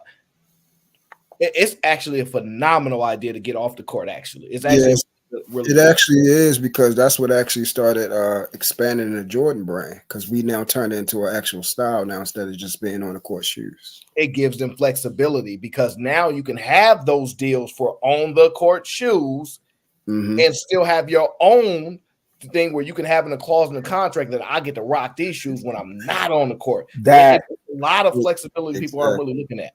That right there, Aaron, what you just said right there, because that it's on the court deal, and it's people already doing that, because when you see them wearing them Louboutins and Balenciagas, those are sneakers too. They just don't compete in the same realm as a Nike or Adidas. And so with that clause in their contract, that's exactly how they're able to get away with that. That's just, I'm glad you caught that, brother. So I would say this too. Let's go to the actual website and see kind of what big ballers shoe wear look like now. So these are not basketball shoes to play basketball in. These supposed to be more of a stylish type thing, something that is just totally different. I think this is going to be really the game changers. Can y'all guys see the stream? Having different slippers, having those different things where they can be able to get something that they really don't have the liability. Now, $200 for some slippers, that's a whole nother conversation. Slides are dope. The slides are dope. Like they good money. Who get they just some slides? Rock them.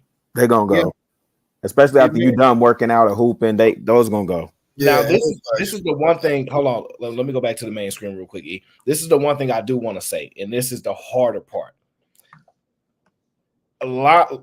What's his name? Lavard made a little bit of a mistake in some of the things he did. Yes, it was polarizing, but part of the issue is he rubbed some of the players the wrong way. You talk about Steph Curry, you talk about LeBron, it's a very bad idea, because had you decided to nurture those relationships, you got people that are willing to put their influence in support of you, as opposed to you. Even though I understand the marketing act, I'm telling you, I understand the marketing aspect of it, but think about it like this. Outside of LaMelo Ball, right? The other Ball brothers don't have that impact. They don't have that connect. They don't have the resources of other people that's going to push their. Well, I don't see it. Right. I'm with you. I'm shaking my head right along with you, Eda, man. I don't see it. I disagree, because he would have never signed or had the influence. No, it's not about sign. Okay, listen. But he would have never listen. See, I just disagree with this. Let me relationship. Why not, E? I'm about to tell you. I just as a businessman, I am so against let me kiss your ass and not say what I really think so that you might can help me in the future. No, that's cap. He do not think his son is better than Steph and LeBron. Stop. Listen. That was marketing, AO. But see, that's the point. That's the point. That's the point. Aaron, he wanted his son to actually have a fair look. I think it's a lot of people that was as good as Lonzo, but they didn't have a father to at least give them the exposure that they need to get to the league. That's the point. Is everybody was willing to even look at him to go to college to be able to come to their team. But let's talk about it. That's not my argument. I get this. One telling you why marketing was so good. And I'm gonna let you say your argument. It's no way that Lonzo. It's no way Lonzo would have been taken first overall by the Lakers if he did not have his father. That's a proven point. There's no way they would have took him. But that's what that got to do with what I said. I don't think he's a bad dad. I said, but the reason that they took a chance on him was because he was willing to go after Michael Jordan, saying that he was better. He was willing to go after LeBron James. He was willing to go after. Why are there other players drafted that don't say nothing at all? That wasn't the reason why you also got realized his son was a star in college. Regardless, listen, I'm telling you, I understand that it's good marketing, but I'm saying, look, a lot of times we watch the front end and we don't watch the back end. You just put a mark on them. At the end of the day, there's a mark on their back. Now they got to navigate. Who you think is better at cultivating relationships, LeBron or LeVar? LeBron is, and not only that, he got the influence of the league. So all I'm saying it was a very good benefit to getting them out there. But I'm telling you, it's going to have an impact in one way, shape, or form as the other players supporting. That's all I'm saying. Well, have you heard his take? What LeBron James' take on Lamar Ball? But what does it matter? No, go ahead. I'm listening. No, so his take is he thought that he was the best dad. He did exactly what he's supposed to do. And LeBron was talking about, I hope I be able to influence the way that he influenced for his kids. So That's how LeBron talk. Like LeBron is right. Like, don't get me wrong. He might PC, actually believe that, but it don't do him no good to not say that because he knows, okay, I'm a black man. I could take this opportunity to knock down another black man. Dumb. So like he is very, very intelligent, but he don't speak a lot. How many clips we got of LeBron really speaking? Not a lot. He's very strategic. Go on his Instagram. He don't even post a lot. He get paid a lot to post. He don't do it. So I get what you're saying. I'm saying for me, I'm like, dang, if he would have just decided to go at one superstar, leave LeBron and Steph alone. I know y'all think it's great, but I'm telling you, I think it has an impact on the back end. That's all. Even when that Jordan, different when I you got forgot your he disrespected Jordan. But listen, let's get, because I think him going after him is the reason Jordan took his son and drafted him. Like we can't say that this impact was so bad that Jordan go and draft Melo because his feelings was hurt because his daddy was saying some crazy stuff. But I want to get Chicago Riller in there first. Let's get Chicago Riller in there because I want to understand his perspective, and then we're gonna go a little deeper. I just wanted to make sure, Aaron, are you saying you think LeVar being as braggadocious and obnoxious as he was in that press run, you're saying he ruffled some feathers and potentially damaged some business relationships?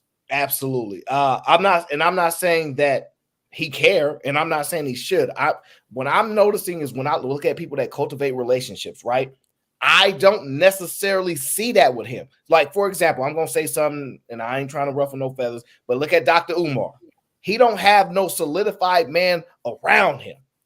Most men like, where your homeboy at? Who your number one dude? Where they at? No man around him. He always walking alone. Most people know there's something off about that. Most people. And I'm just saying, when you go at these players and you do these type of things, yes, on the front end, you get the marketing, but now, hey, put your slide in your Instagram. I got you. That's not gonna happen for them because the way I just wanted to make sure I understood that. And I think it still worked in his favor because, again, LaMelo signed with Puma. I don't know what LeBron shoes are doing or who you say, Steph Curry. I would venture to say in the last year or two, I would venture to say LaMelo probably has outsold. Don't do it, Aaron. Don't do it, Rilla. Don't do it. No, Aaron. Don't do it. Also, say that. Steph Curry? No, he was gonna say LeBron. I was gonna say Steph Curry. No. Okay. All right, okay. We man tried to tell y'all I'm boots on the ground. I know what I'm talking about in this arena. I thought some blasphemy was about it. No, I said I don't know what. No. I said I don't know what LeBron sold. Right now, you're still talking about Puma as it's still a legacy brand. And if you go in any Foot Locker, if you go in any Foot Action, if you go into the Athlete's Foot, they'll tell you if you ask about these LaMelo shoes, because the rest of the Puma is not really selling. But if you ask about these LaMelo shoes, the kids like the color, the kids like this, the kids are connecting with him. So I was gonna say that he's outselling Steph, right? Over at Under Armour. The reason why I have a hard time believing, and listen, don't get me wrong, The Rock selling shoes for Under Armour. He making crazy money with his shoes with Under Armour. The Rock. He probably is, because that may be compared to what we think The Rock should be selling with Under Armour. That has nothing to do with. So this is what I'm saying. I don't think LeVar Ball damaged any. They all know it's a WWE circus show. Nobody's butt hurt over what LeVar said. Now, would they partner with him with that big baller brand? Now, it probably stopped some of that action. But it ain't like, even with this reboot, this rebrand, like I'm digging it. I don't think it stopped anything. AO. All right, so I'll be quick. I'll say it like this. I'm looking for LeBron. He good with Melo. He good with Wade. Top players, right? Put this in your Instagram. Hey, do this by accident, whatever. Who LaMelo got that's that guy that he can do that with? I don't see the Ball family nurturing, cultivating those relationships where I'm like, you know what, they're gonna be able to navigate. They more like it's us against the world. I'm fine with that, but in the world of business, it's nobody's doing that though, AO. Like nobody's taking Dwayne Wade's leading product and putting that like in their Instagram or anything like that. Nobody's doing that. You stick with your camp. It's based on, so if you with Maverick Carter or what's the dude name, Rich Paul, if you over there with them boys and you sign to them, that's how you rolling. You riding with what your agent puts in front of you in terms of deal. Go ahead, Mr. Research. I'll let you get in. I was saying, okay, well, but the argument is if Carmelo asks LeBron to do it, what you think gonna happen? That's what I'm trying to get you to understand. But AO, respectfully, you're not winning this ping pong match, because what you're talking about is the appearance of how it used to work, or maybe how you feel it's working. Shy is giving you the behind the scenes. Nobody really cares about that. So let me give you this. I can diss Shy for 5 years. Behind the scenes, we're using that marketing, that clicks, to equally make money. Wrestlers do it all the time. Okay. It does not mean that at the end of that 5 years, we won't partner together and form a business. So a lot of things that happen on the surface are not real and should not be taken seriously. I disagree with E the Man when he talk about sales around the world. America's the biggest purchaser. Everybody, you got to put China with Russia to compare to America on a purchasing level. Hey, so wait. Let me land my point. I know, but hold on. I just want to make sure I'm hearing you right. Let me write down your argument that China don't sell shoes. They got more people there. No. My argument is not that China don't sell shoes. My argument, just to segue to China, the purchasing power of China is only around Hong Kong. It's not the Yellow River section. It's not Wuhan. It's only around Hong Kong. So when you look at all the people in China, and I used to live near the Yellow River for 3 months. You look at how big China is, you assume everybody in China is buying. No, the Hong Kong people are buying. But let me get my original point that I agree with Gorilla, and then I give it to Eda Man. Yeah. I think sometimes when this whole, are we going to work with LeBron? Everybody forgets that 3-5 years later. So I agree with Shy. LeVar is making noise the way he needs to make noise. We've had 3 other NBA stars who had their own shoes, black-owned companies. The only reason it failed is because they weren't in the age of the internet as we are now, where marketing is easier. So we got to understand, man, I'm not going to forget a fist. I'm going to forget a fist fight I had with Gorilla with a Shy Gorilla in 2010, because we're now doing 2025 money. It's a totally different thing. Hold on one thing. Let's talk about this, right? So Puma recorded their best year ever since the company have been in existence, $7.7 billion since they signed LaMelo. They have increased their sales by 33%. Please tell me what Puma is selling other than his shoes. The increase they sales 33%. Well, we would have to look up who else is on their roster, right? But don't get me wrong. I think LaMelo is the perfect person for that brand. Perfect person for that brand. He has all ethnic groups willing to wear his shoe. I think he's really, really good for that brand. So I don't know if it's just him, but I don't know who else is on the brand. And then Aaron makes a good point. We don't know who else. We don't know if there's a tennis. Wait. DeAndre Guyton. And then you also got to keep in mind this, what Edelman is saying also includes their soccer market. It also includes their tennis players. I can't think of her name right now. They do have no, that was Serena you originally signed to Puma. So that's what I was about to say, Shy. I was about to say, look at all the other sports demographics too, because this goes to Aaron's point. If they have an Italian star that's over in Italy as a darn soccer giant, and they just happen to sign around the same time that Mr. Ball signed, you can't give all of Mr. Ball that credit. Yeah, that hasn't happened though, not for them. Yeah, but I looked at their website. It's definitely LaMelo on everything. Aaron, you stupid. I looked it up. They got some retired athletes, but LaMelo on the top of it. Scroll down, he on the second frame, the third frame.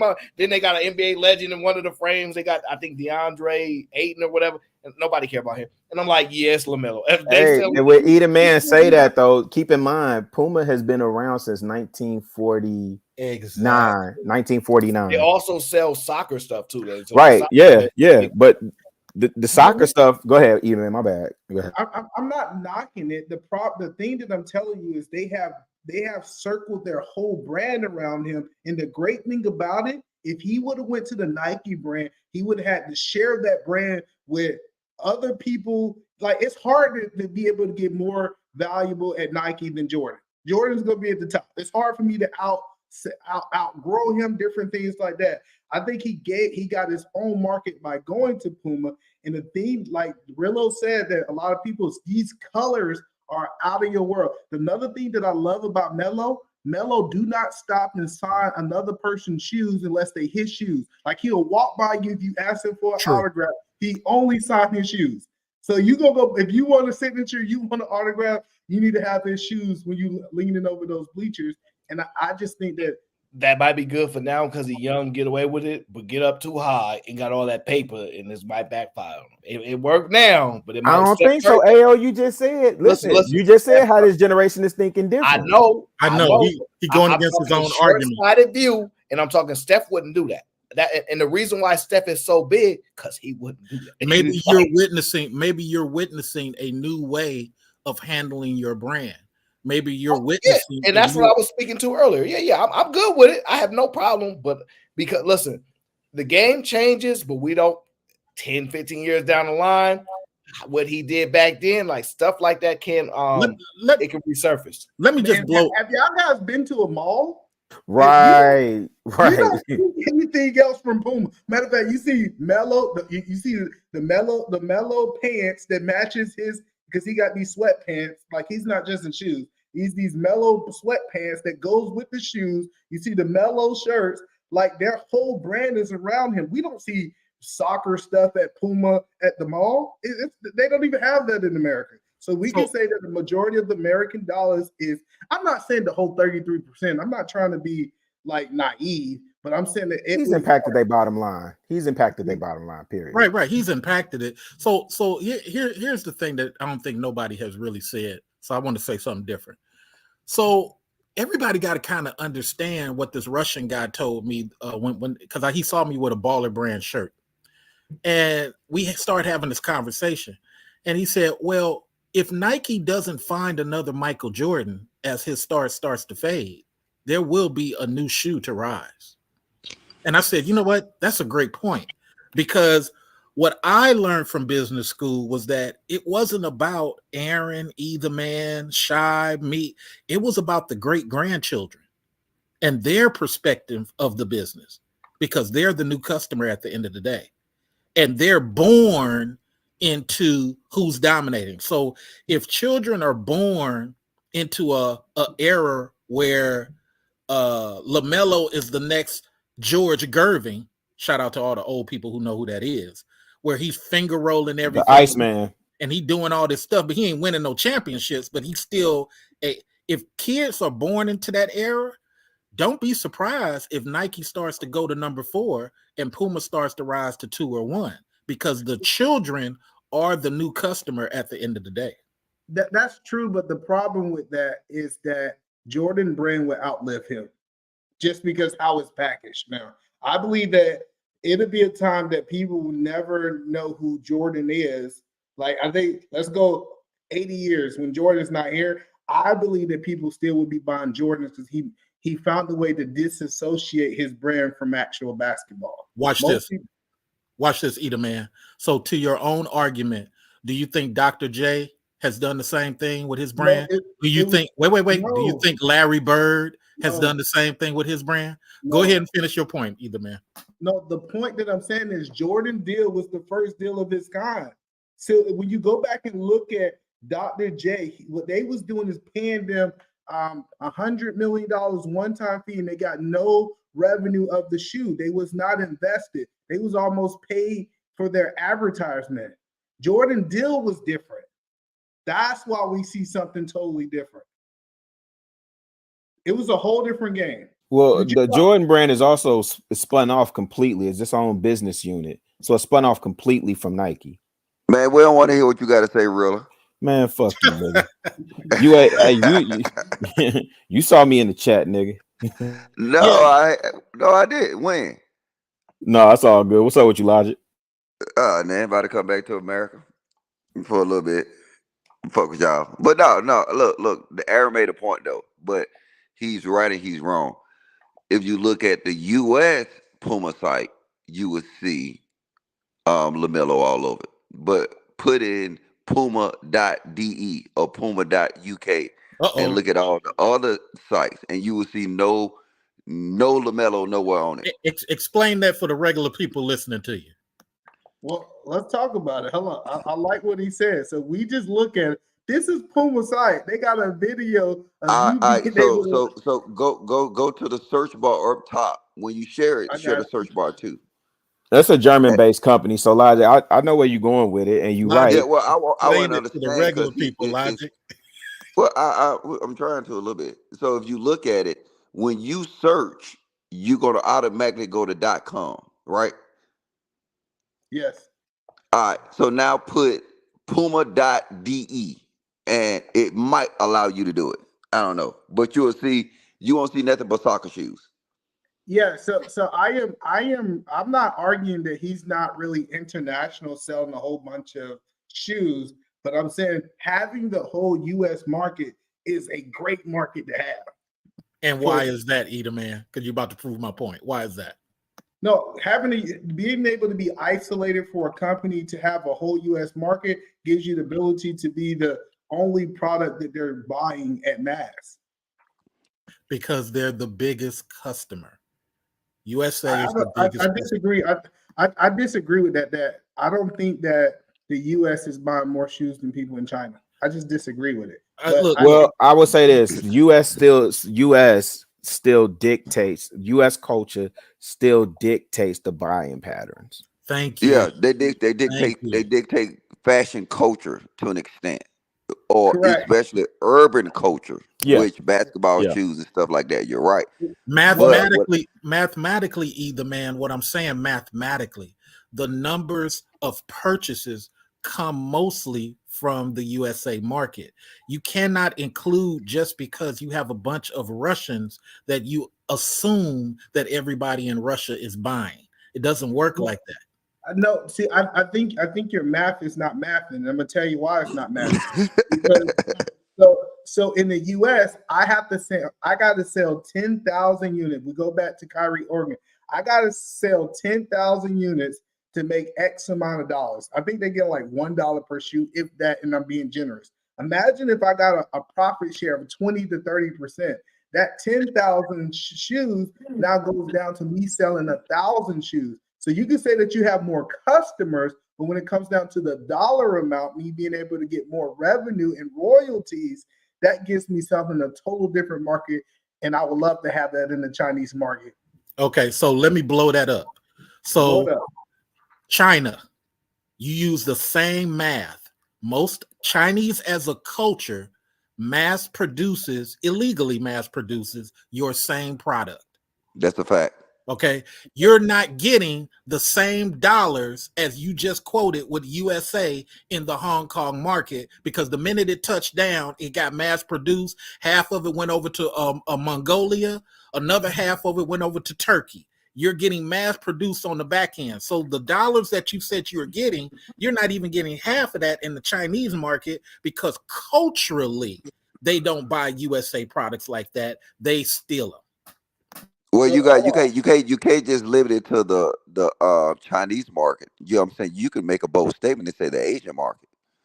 Yeah, I didn't want to do that because I was going landmass for landmass. If I say the Asian market, then I need to include USA, Mexico, and Canada. So I was just why would the USA be in the Asian market?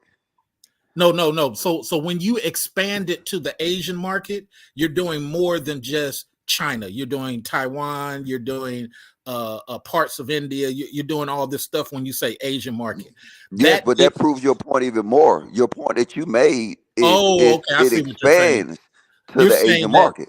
You're saying that the Asian market as a whole, compared to the dollars that are taken from the USA, is not comparable because the USA. Yeah, they bootleg. They bootleg the fuck out of everything. Yeah. You know what I'm saying? I mean, hey, because let's keep it a bean. They make it. So Let people me just asking land why a point right here. I guess man. I guess Man, what Logic and myself is saying, you would have to show us some dollars where you put out product X, and we saw China, or in Logic's case, where Asia bought more, not have more, not ownership. They actually have put dollar to asses and bought more than the USA market. I haven't seen it. Well, let me tell you something that you're missing. You're missing that Kyrie's still going to have the ability to sell shoes in America too. See, he's not limited to the foreign market. He just have access to the foreign market, but he still can go and do it. So say, for example, he's doing the numbers that he's doing in America. Everything else in Asia, China, and the Philippines, that is a bonus on top of what he's already making. The best way to figure this out is to see what is Nike's second biggest market. If you just take that for that, then you go, okay, so we know what the second biggest market is, and then you can kind of extrapolate from there. China is, yeah, I'm looking it up now. I think it's China, but I don't mean. Yeah, but if you go there, you got to figure out what products. It's not basketball shoes. That's not. Yeah, I'm not making that argument. I'm just throwing it out there. Yeah, it's not basketball shoes. Like basketball shoes, if you keep it a bean, somebody made a point that like Jordan kind of revolutionized the whole basketball thing. But you got to realize this: even the U.S. market has changed.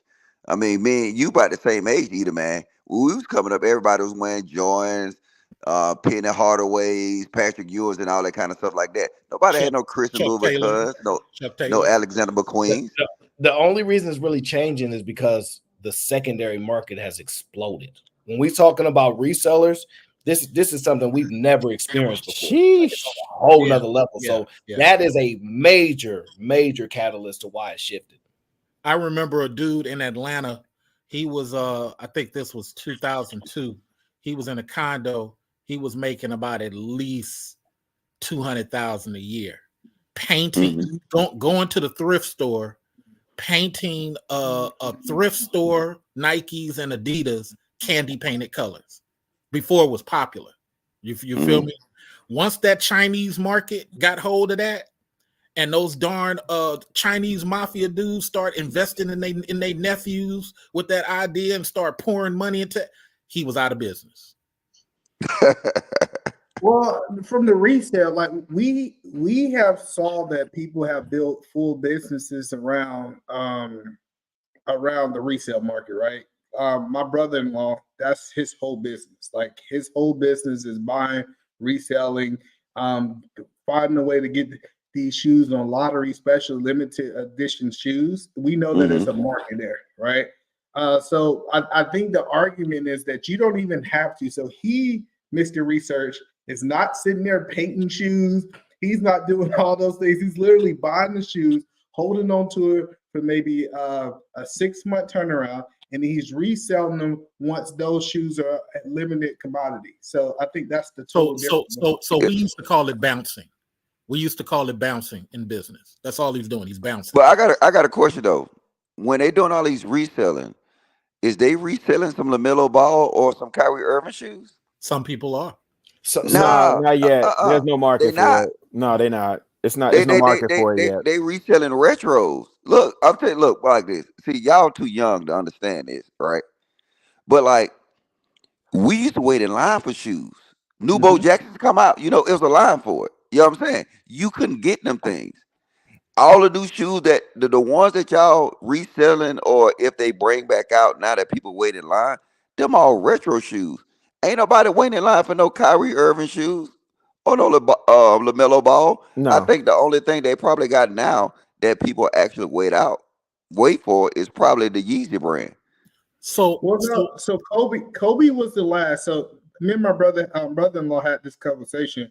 So the Kobe shoe is the last shoe that we've seen a whole bunch of people buying and reselling, because they was talking about him not being a part of Nike anymore. I don't know if y'all heard about that whole thing, but he was deciding that he might not be a part. So when they released that shoe, especially, that's the shoe that we have heard of. But it's always stuff like Dunks that come out, but they all retro. Yeah, they retros. You never heard nobody get shot waiting in the line for some Kobe's. Yeah, but there's other markets, right? Like Ronnie Fi is a huge super dope super creator out in New York, right? I like Asics and New Balance. He does a lot of like special collabs and things like that.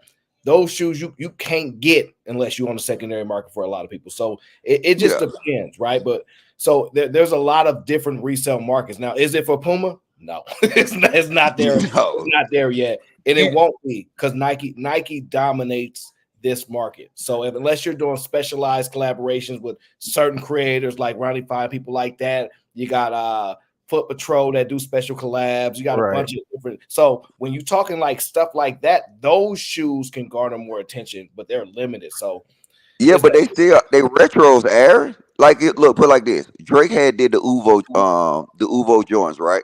Mm-hmm. They was retros. It wasn't a special shoe made for him. Hey, Logic, what was the Drake shoe? Like whatever. Don't get whatever Uvo. Tens. I think Drake has some tens that he dropped. No, he tried to make a joke with his fucking Chicago ass. That's why your city goddamn. That's why your city is shitty. But Aaron is right, because I remember when the Travis Scotts, I think they only released a certain amount of the Travis Scott, so people bought those out. Nike really loved this reseller group, right? Because this reseller group, first of all, every time they release a shoe, they guarantee that they're going to sell out because of the reseller group. But you're right. We can go to a local Foot Locker, and Jordan got a shoe that's on that shelf every single day compared to the ones that's limited edition to get. So let me say something a little bit different. But watch this. Is Travis Scott shoe? Is it a retro shoe? No. Yes, it is. It's a retro shoe. So here's the thing. So everybody's right. I don't have it as a business. I do it casually because I buy a lot of fashion. I am part of a retro reselling community. All right, but it's not a business. I just do it as a casual thing because I buy a lot of fashion. So there is not enough. Shout out to Eda Man and Aaron for you to create a business behind it as of yet. But the casual reseller, I bought 6 years ago. I bought 2 Big Baller brand shirts. Right, I only wear them for certain occasions or what have you. I bought them for $40 each. So 2 months ago, I sold it to a guy in Iceland for $200. But I do that casually. I have a whole closet full of stuff. I sold a limited edition Nike Black History Month purple cap that I bought for $10. I sold it for $55. So everybody's correct. There's not enough to make a quote unquote business out of it, but the culture of reselling is a thing, and your grandchildren may be the ones to pick it up in 2055 to make it a full-fledged business. Well, Mr. Research, when you say it's not enough to make a business out of reselling, what do you mean, like in terms of numbers? To Aaron and Eda Man's point, what's supposed to happen culturally as a business model, when you got crack cocaine, you can't have a occasional customer come through every now and then, because now you're holding product for longer shelf life than what you should have it. You're actually losing money every day, every week that you're just holding it. The whole point of the business model, according to Aaron, Eda Man, and myself, you're supposed to have turnover, profit. And when you don't have it like that, you don't really have a true business. You have what I call a casual business. So yes, and so you look at exchanges like StockX, Gold, Flight Club. Those are businesses built entirely on the reseller market. I know a dude that made $70,000 in 1 year just off of selling retro Jordans. It's a huge market. He didn't even go into the whole he didn't go into the Nike arsenal, the Adidas. To Aaron's point, like those special releases, especially Ronnie Fieg. Thank you for saying his name right, because I thought it was Ronnie Fieg. I used to be in the shoe game. I'm out Yeah, there. but he has a specialty niche.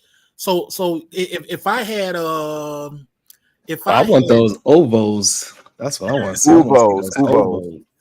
Hey, well, how about you grow some hair on your face first? You know what? Hey, look, I'll be in Virginia tomorrow. Don't make me come to New York. You guys are crazy.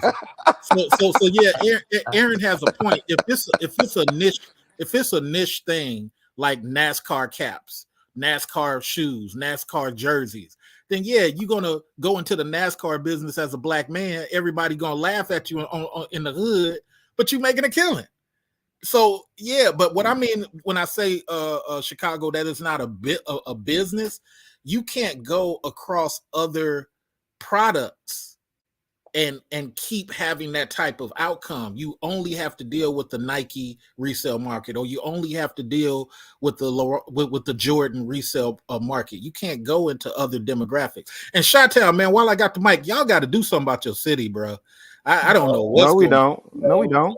We ain't going there. We ain't gonna go there. No. Y'all relax. Listen, stop. I was just on the north side today.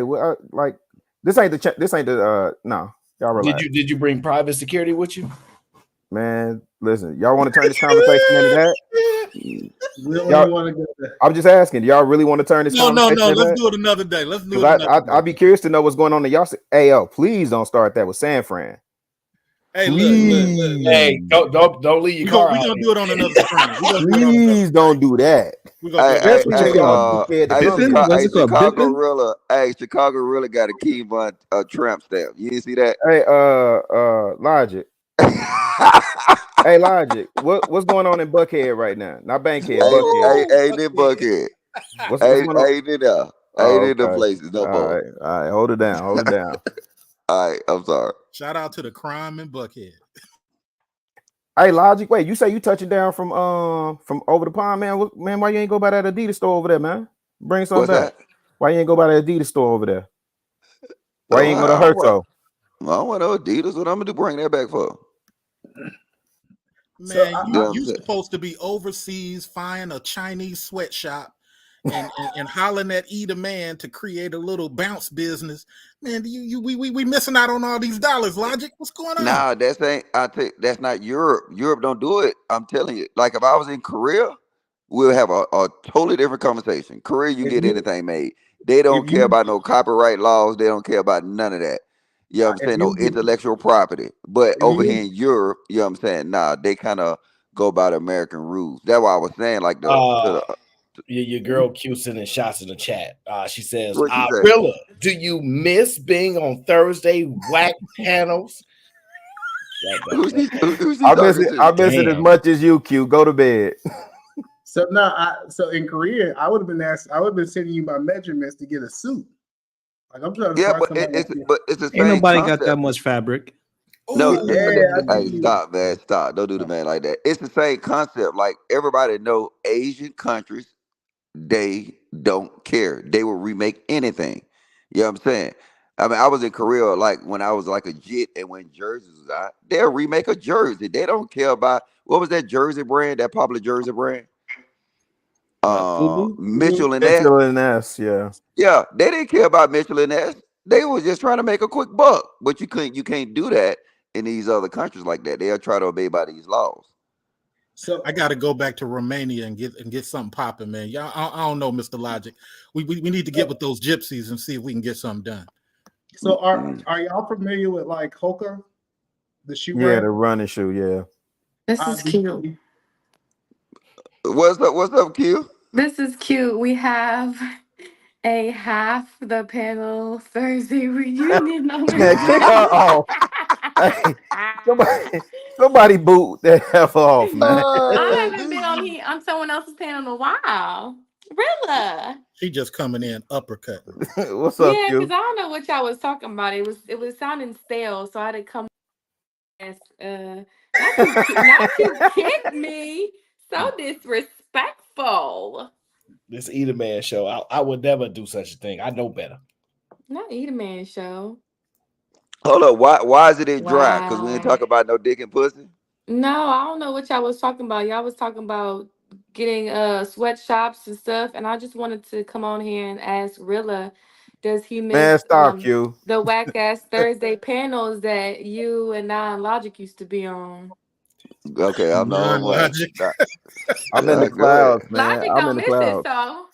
I'm in the clouds, man. If I missed it, I'll be over there, right? Oh, okay. Just asking. I'm chilling, man. Life I is do got good. a question. I do got Hold a on, question. wait, cutie. What kind of petty serve? Well, you always like that. So you know what? That's why I can Exactly. never hold it against Q, because Messy Betty. she stay the same. Right. Logic, that's a fact. That's a fact. She never switch up. She gonna stay the same. Messy Period. That's Betty. a fact. You know, somebody got mad at me because they was like, somebody DM me, talking, why you don't stop Q from saying? How the fuck I'm gonna stop a grown woman from saying some shit that she been saying for years, nigga? Well, exactly. That hey, it's either here nor there. Eat a Man. Yes. Quick. So I do have a question, since I got some of the people representatives from the Black community up here. Do you believe that Black people would ever be able to take over like the running market or markets that we're not dominating in now? No. Once the black man stops talking about dating so much, yes, we will. No. Wait. Black folks too selfish for To that what shit. degree? Are you talking about running shoes? Like, what are we talking about running? Because our So, I athletes mean, are like, pretty dominant. I think he's talking about in general. Like, say for example, like what we saw with Hoka. Hoka became $1 billion company only focusing on running shoes, right? That was their whole agenda. Obviously, they're not a Black-owned company. I'm asking, could we be able to create a shoe company that can be 100% Black-owned, that become $1 billion company that have nothing to do with athletes? We've had four black. But Hoka, it got everything to do with athletes. 4 of them. I would say it's pretty hard. You talk about $1 billion companies. Most $1 billion companies are underwritten and they go on the stock exchange. Like you're not getting to billions in revenues. But that's not the measure of well, in my view. If you heard what he just said, I'm responding to that. I'm responding to like make billions. We clearly millions can be done. That's enough of an example of that. But we talking billions on Black owned. I don't know a lot of Black owned businesses that has made it to the stock market. To the billion. Right. Well, we haven't and had. Plus, Hoka and On Running, they got a new technology into the running game as well. So no, them technology is good. What new technology? I got me 2 on today. Huh?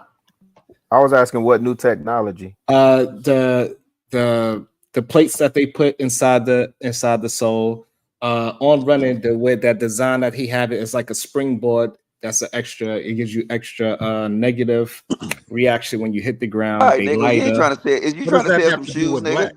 I'm not trying to sell the shoes. I'm just up. Maybe because y'all need to start running. Maybe then y'all know about the goddamn shoes. Man, you do one little marathon and you think you the man. One little marathon. You ran in Hoka? No, I ran in Nike. The marathon. But I trained. No, but there's a reason behind it though. But I trained in Hokas and I trained in on runnings. Oh, is Hoka's a Black owned? No.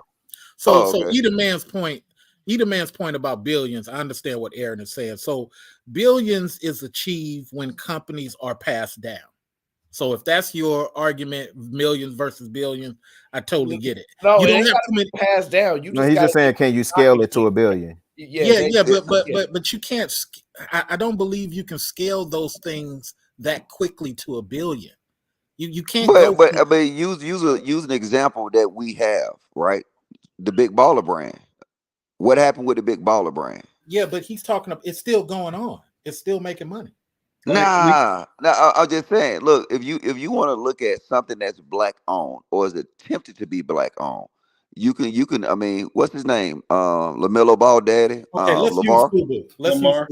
Let's use FUBU. Well, I mean, you gotta. If you want to sit here and say what was the failure of that Black brand, look at that Black brand. It was at a time before NIL happened, and then he offered Black kids an opportunity to play money to get paid for playing basketball. Damn. What happened? I'm lost. Somebody help me out.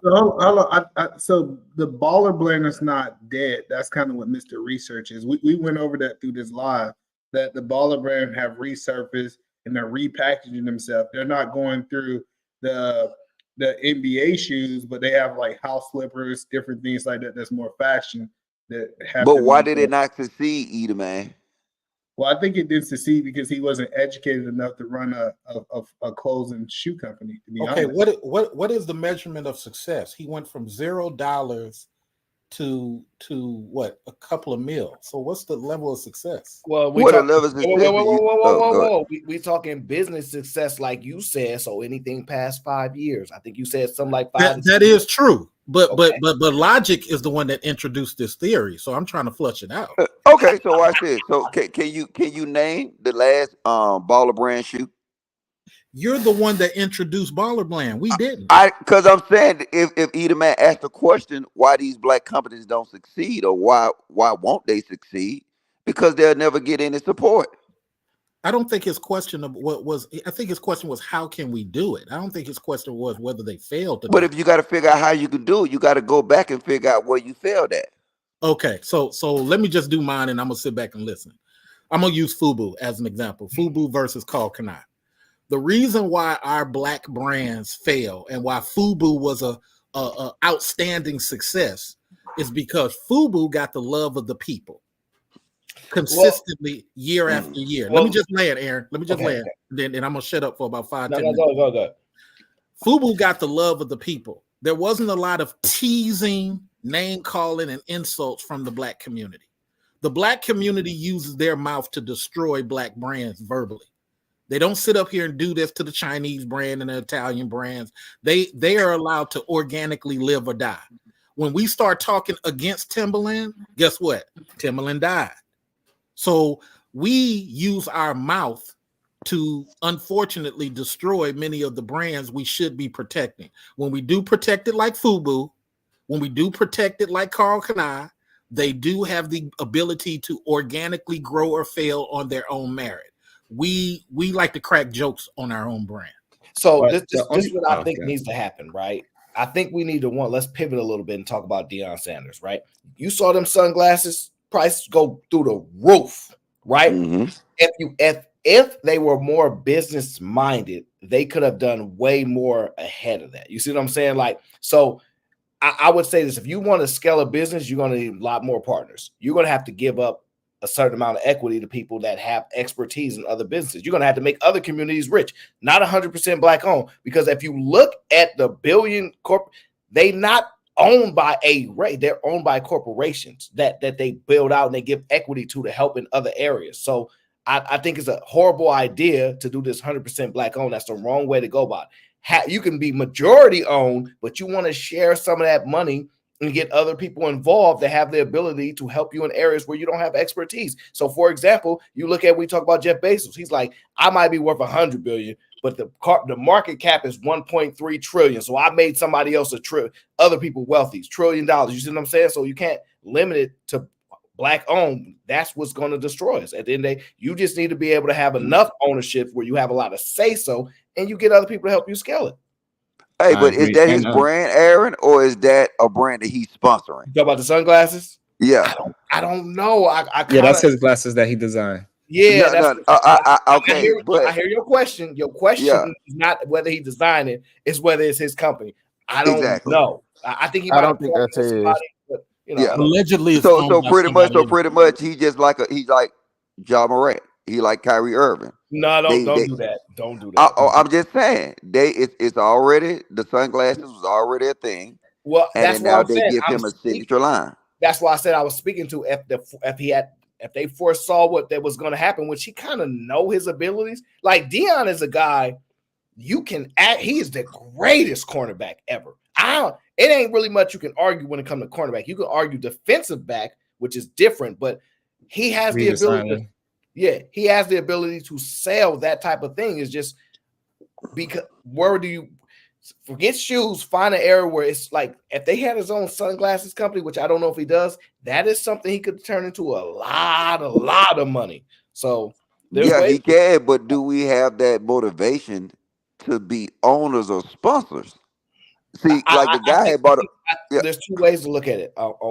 I think that we have the motivation, but we get too sidetracked with wanting to be black owned too much, as opposed to scaling and getting other people rich too. Because when you get other people money and you get other people rich too, it's smarter to go that way. Like, and I think we got to get off of that black owned thing. But you're right though. But Because at if least they we make a can be watch the right pride. now and they call it We the can be the. Shakur, it's selling fast. But I'm People just actually saying. See, this is the issue. What I got. What Aaron's saying though, and I don't know if this was the Mr. Research Man was saying. But okay, at least we can be the primaries in these. Actually, you know what I'm saying? Like these are our brands, and we use them to scale up with. When we look at it, it be their brand. They use us to scale up their shit. Agreed. Yeah. So I think the problem is that we don't have the infrastructure to go to market as fast as possible. So the reason that we partner with people. So I'm looking at the company that he's partnered with. This company is that's the company that sells his brand is actually the company that this is a company that's been around in glasses for look like 45 years. So Exactly. they already had the infrastructure. They just said, hey, I believe they went to Dion and said, hey, we got this thing is trending. We can put something out in the next, 30 days that's good quality. Is that something you want to do? Because that company is $1 billion company. And I know for a fact that it says the founder, this dude, I ain't gonna even try to butcher his name. Let me pull it up. So But see, is it what fair you to saying say that you that saying he's that just a Deion partner? Sanders should have made a eyeglass factory? Like most of these 1907, companies, 1907. Italian. most of these companies gonna buy their glasses from a company like that anyway. You think But Versace the- got their own sunglass shop? No, they or Yeah, but see, the Fendi, brother all them, made they get it from the same place. the other guy brought up a good point, right? If you use Carcanai and you use like Fubu, right? Like them was the last really black brands, but it was ahead of its time. It was before the social media area. You know what I'm saying? And then so now you couldn't actually use the internet to kind of scale them products up. You know what I'm saying? And then I'm gonna use another example, right? Like everybody thought Ciroc was a black owned brand, right? Everybody thought P Diddy owned that shit, right? And then now because of that influence that P Diddy had, you know what I'm saying, within a rap community, you can go in everywhere and you will find Ciroc. But why in the hell we don't make our own shit and then now take it to the other people and let them partner up with it, and then we're the Because we primary make owners? I don't know. You because can we look make at money. Dwayne the Rock Johnson for that. He has his own tequila. So But does George Clooney. But do we welcome Dwayne the Rock Johnson in like we should, or do we say he don't welcome us enough? Like, you see what I'm saying? Like, because he's actually the guy that can actually close that gap. Because when you look at his wide audience and how likable he is, he's probably the guy when you want to look at it. If you look at some of his business deals, how fast he's made this shift, it's pretty remarkable. So here's the problem. Once again, respectfully, gentlemen, we're talking culture of business, and you guys are just talking the dollars. So the Hawaiian people are very cool. The Samoan people and the forgot how to pronounce the brothers with the T. All those people are real cool with black people. The problem is, huh? You talk about Tungans? Tungans. They real cool with black people, especially over here in California. The problem is, gentlemen, I want this to sink in. Doesn't mean I'm right. This is just the suggestion I have with the theory that's on the table. Black people like to tease and defame stuff too much.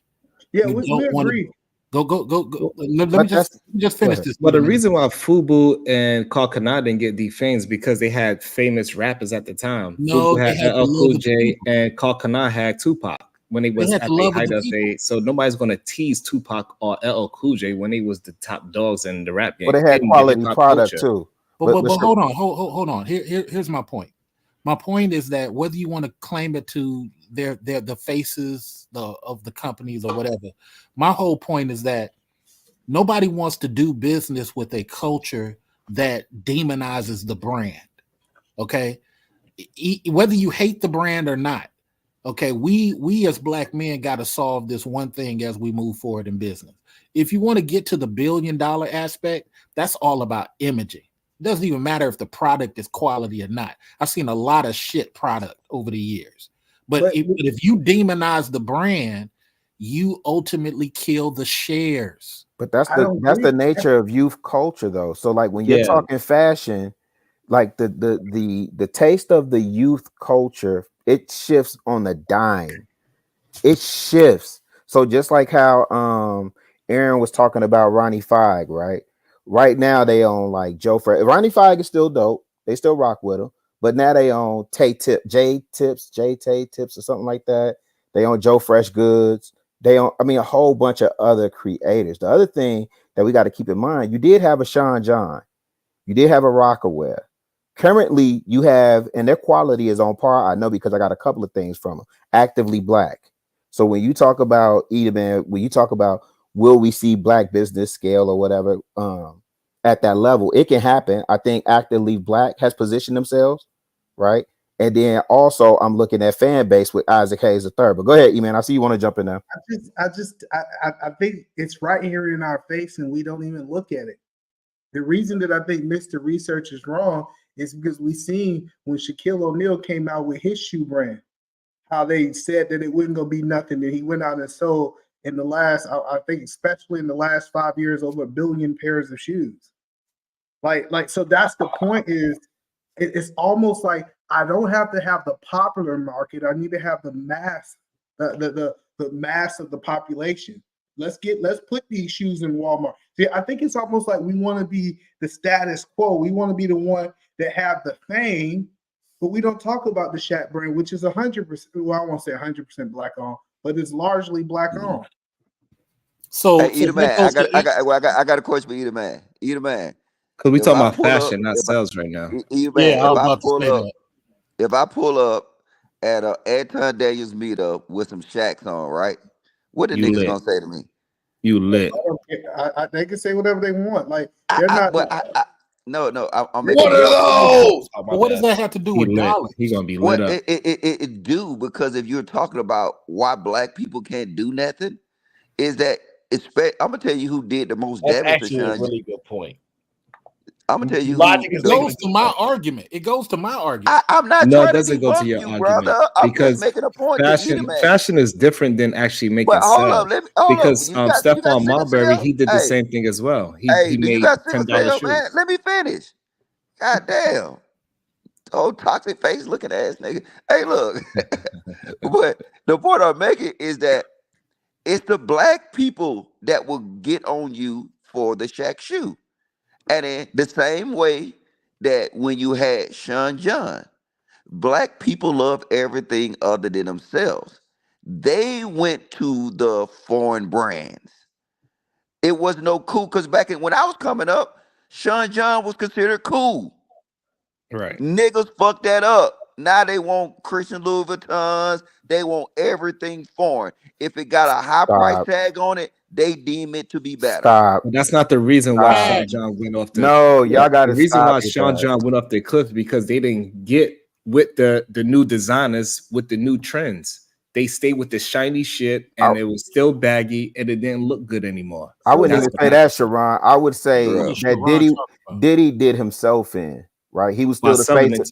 Well, he was still the face of the brand largely, and he had at that time he had a serious disconnect from the people. But let's not get it twisted, Logic, because Dapper Dan was flipping Gucci, Fendi, MCM, Louis Vuitton styles back in the day. So Black people always been on designer type stuff, right? They always been following those trends and repurposing those trends. So it ain't no surprise. I'm not talking about the rich. If you look at it, if you look I said at Dapper. it now, Did you hear me say Dapper Dan?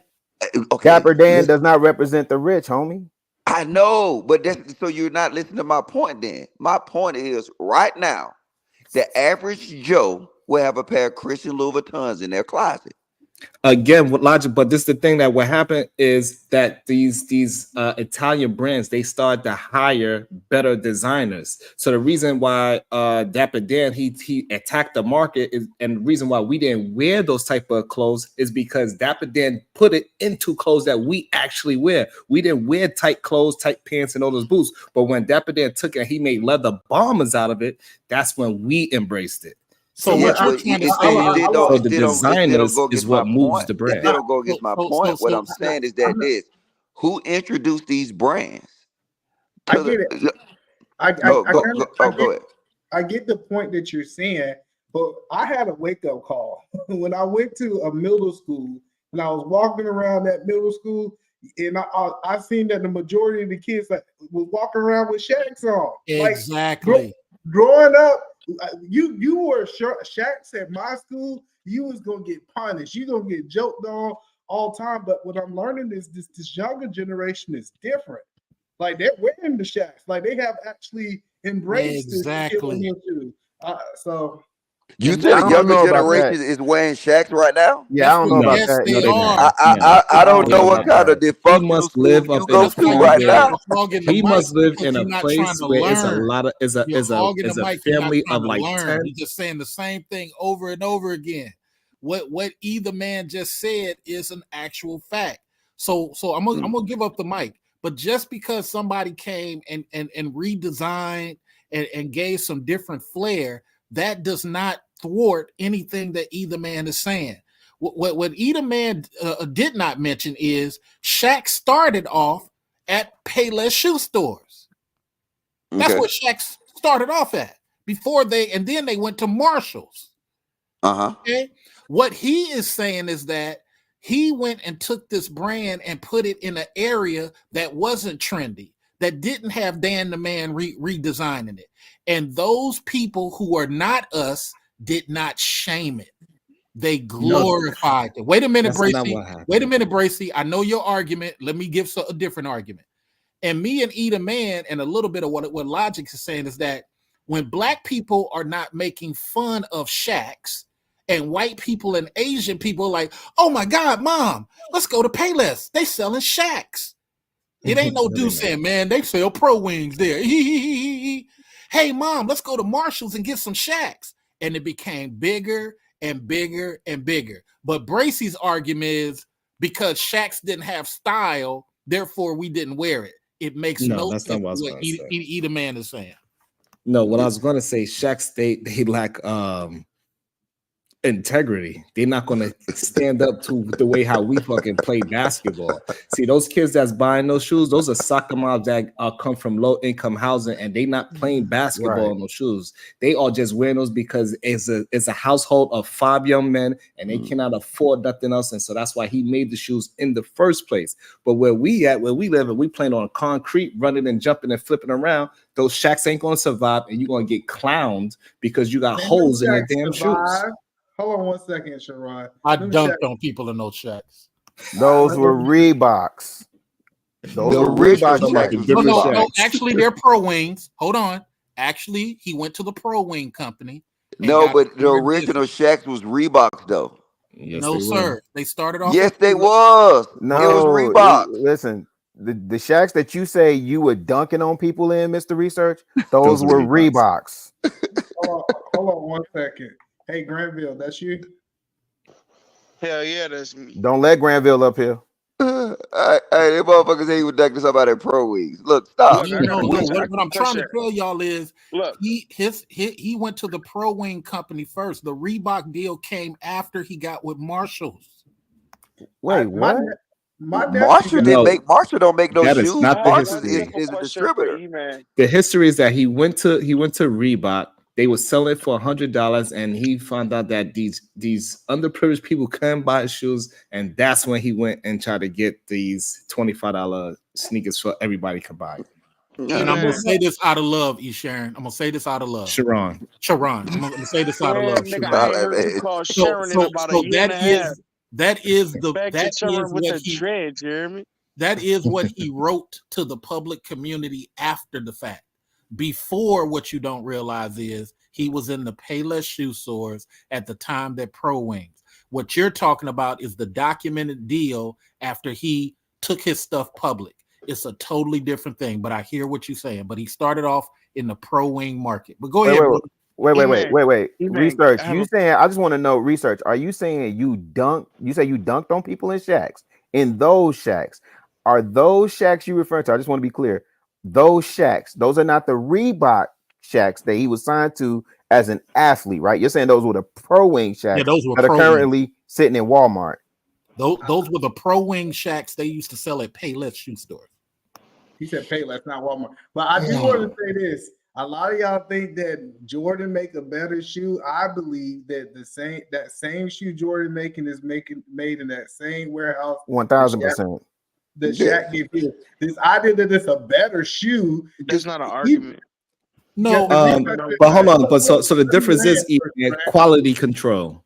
That's the difference. No, that's a good point. Quality No, control. he's right. It got a better label on it. So nigga, the label horse. E-Man is right. I'm telling y'all, listen. If it got anybody quality who control. actually collects shoes, the one thing that my brother-in-law does, he get rid of the Jordan shoe in 2 years because the Jordan shoe start falling apart in the box.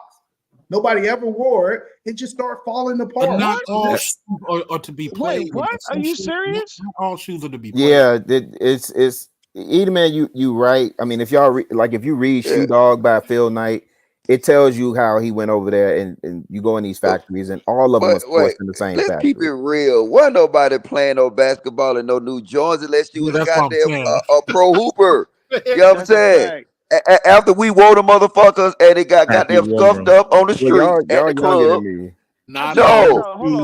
wore. Hold on, let me just say it though. We wore. They got scuffed up in the streets, and a couple of drinks got spilled on them in the club, and they turned into basketball shoes. That's what happens. I just wore a pair of 2010 cold gray 9s, like black cold gray 9s, just last weekend. I bought them back in 2010. They cool gray. A lot of this cold. depends on how These your are cold. I'm sorry, these are the cold 9s. I can show them. I had them on. These not the cool gray. 2010. Not cool gray. I would have said cool gray. The Ubos, but definitely the Ubos. I'm about to see your ass some beard oil. So Granville, I just want to be transparent. I'm not saying that every one of Jordan's shoes that come out the factory fall apart in 2 years. That's not the argument. That's what it sounded like you were saying. That's definitely what you said. That's what definitely you did suggested. sound like that. No, what I am saying is that if you know anyone that actually collects these shoes, it is proven that they can fall apart in the box. Do y'all disagree with that, or y'all agree with that? Well, again, sir, not all shoes are to be played in. So it depends on how you store them, too, though. Yeah, it depends how you store it. It depends on how you store them. So if you leave them in the box with the paper and all that, all the oxidation, that stuff, it eats away at the shoe, at the midsole. But see, this is the point, though. Think about this. You buy some new retro ones, right? You're buying it. It's a fashion statement. You're not buying it to play balling. Right. It's a fashion. But you might turn them into some basketball shoes. Now think about this. If you buy some Shacks, is you buying the Shacks as a fashion statement? No, I believe in Shacks. When I lace these up, I'm dunking on everybody. No. Watch this. So either man. All right, me and you go out, right? You got on your Shacks, right? They cost you $15. I spill some Patron on it. You gonna be mad? No, you just gonna go buy some more. Yep. You don't care. It's not a fashion statement. So that's the thing. Like I said, we create the fashion. If black people wanted to make Shacks fashion, they could tomorrow. Exactly. You know what I'm saying? But they don't want to.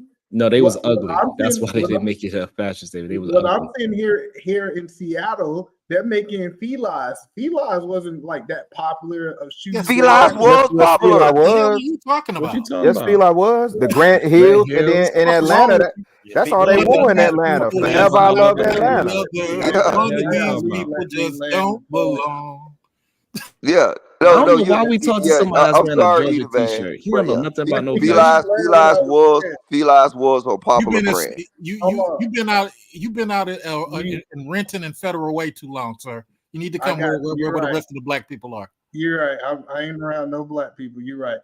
So the point that I was making, Feli was not as popular, especially in the last 10 years. 10 years. Okay. The last, I know y'all cut me out before. I know it was a time that Feli was popular. If we go back in the last 10 years, most people wasn't wearing Feli. From 2010 to 2013. Unless you play tennis. No, that's not true because they've always had tennis spokesmen And in Right. those, We talking about We talking us. about fashion. We talking about He's fashion. talking about black Yeah, people. we talking about us. Okay, us. Yeah, his point is right if he used the last 10 years, but it was if you want to go back probably 17 to 18 years, then Felice was just a popular brand, just as any other shoes. Correct. What's up, Raw B? Hey So first y'all, off, hey I had it y'all. wrong, Aaron.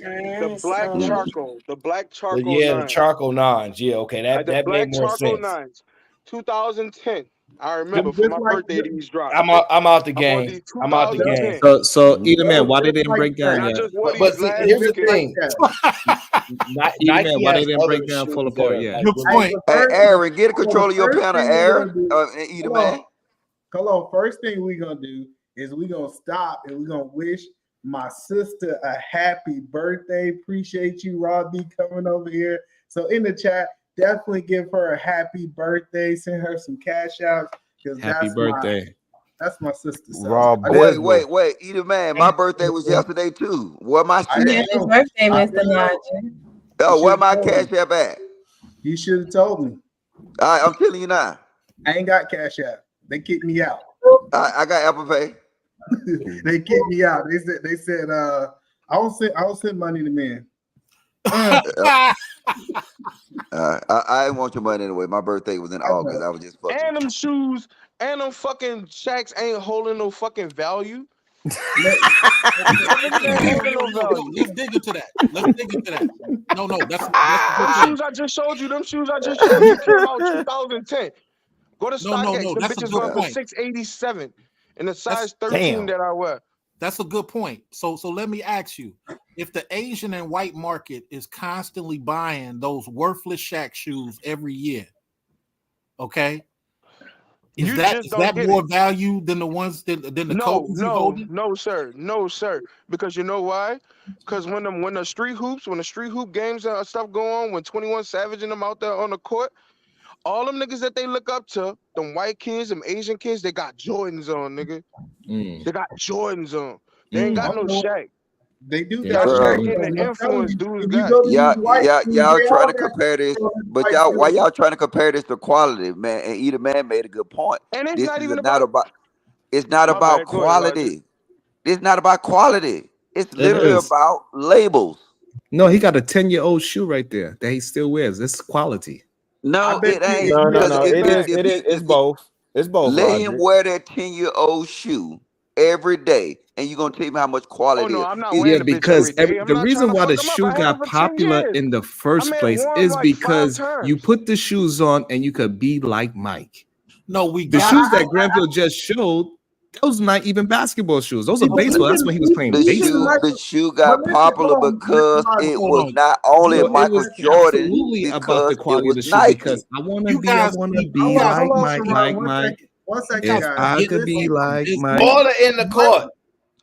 Listen, if you look at Michael Jordan, all right, listen. If you listen to Michael Jordan interview, he said his feet was bleeding after wearing these shoes for 2.5 quarters. He said these shoes was garbage. Which Like he one? was telling us. Wait. Which ones? The Jordan ones? He was talking about the ones. He was talking about the ones. Yeah, them wasn't originally made for him. See, this is the problem I'm having with this conversation. You guys keep switching. Talk about Michael Jordan. You guys keep switching from sales to what I like. What I like has nothing to do with sales. The black community, They absolutely do though. black Bro, I community, can pull it. Time out. community, I can pull Michael Jordan never played in the LA pen to lines. Chicago By one. the way. Well, y'all let him finish first before y'all argue the point. Even though what he said was stupid, but don't let him finish. Yeah, I mean, even if you don't agree, I mean, hogging the mic to say the same thing you said a minute ago don't mean no sense. I just said let you talk. No, I'm not talking to you. Oh, okay, I'm sorry. So here's the other thing, man. I understand we as the black community, we only want to talk about what we approve of. But a lot of times approve of don't have nothing to do with yearly sales. Are we going to talk about the business aspect of it? Or are we just talking about what we like? Mr. Research, can I ask you a question? Yes, I am. So I know Mark Parker's not there anymore. I don't know who's the CEO of Nike. So when they decide they want to do a focus group and they want to get a group of people, and they want to hear what's good on the ground. Are they going to the suburbs where Walmart is selling out of the shacks, or are they coming in the heart of the hood that dictates culture and buying patterns to find out what those kids want to buy? Well, it's two different types of shoe. I want to answer that question. It's two different types of shoe. Nike have the Jordans and they have the LeBron shoe that released, but Nike also have that cheap shoe that sit on the shelf at the pay. Not pay. Either man, I got you then. So stay with my question. So are they holding a focus group for that cheap Nike shoe that you're talking about, or are they holding a focus group for the LeBrons? I think the focus group is for that select market, but we just saying the market is so much bigger than that focus group. So let me talk in English. What are you talking about? The businessman 2000s?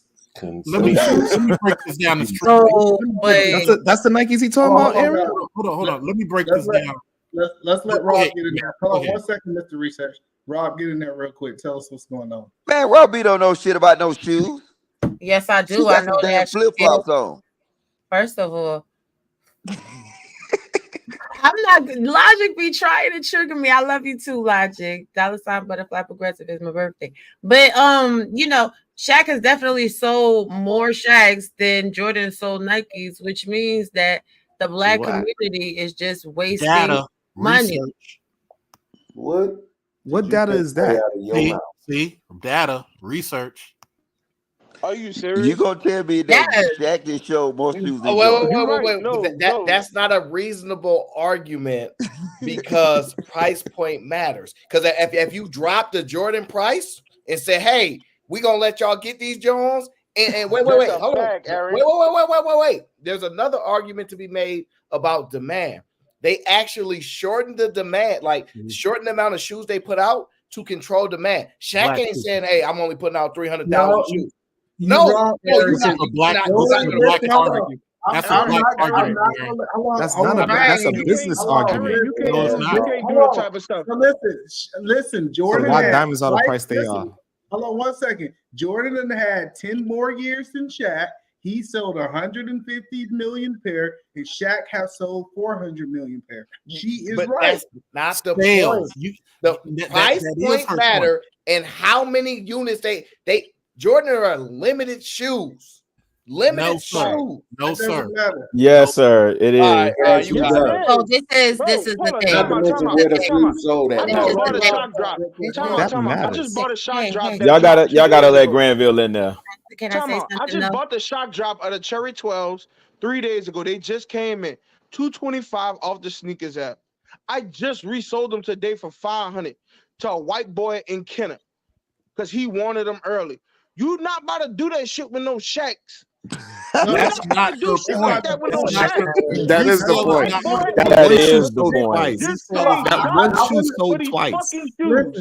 Let me tell you first of all, how do they count that? How do they count that shoe that sold more than one time? They don't count that. They don't. So count it's it like doesn't matter to the company. Hello, it doesn't matter to the company you resold their shoe. But listen, I want to say this. If Granville would have got him some Shaqs in 2010, and he would have took care of them Shaqs like he taking care of them Georgia, they'll be still looking good. Never in a million years. Tell him the man, let him know. Somebody pull up a picture of these Shaqs, please. You can do email Williams 1 man better. Pull up OG Shaqs that's on StockX and see the price. It's not about the price. But eat a man. Please try not to be disingenuous. Look, Jordans are limited edition. They make a limited amount. If you want to compare it to cars, they're not going to just make a whole bunch of fucking Range Rover XL Platinums. They're not. You know what I'm saying? They're gonna make probably about, you know what I'm saying, maybe 5,000 of them, right? But now, how many Ford Focuses they gonna make? They're gonna keep them bitches pushing.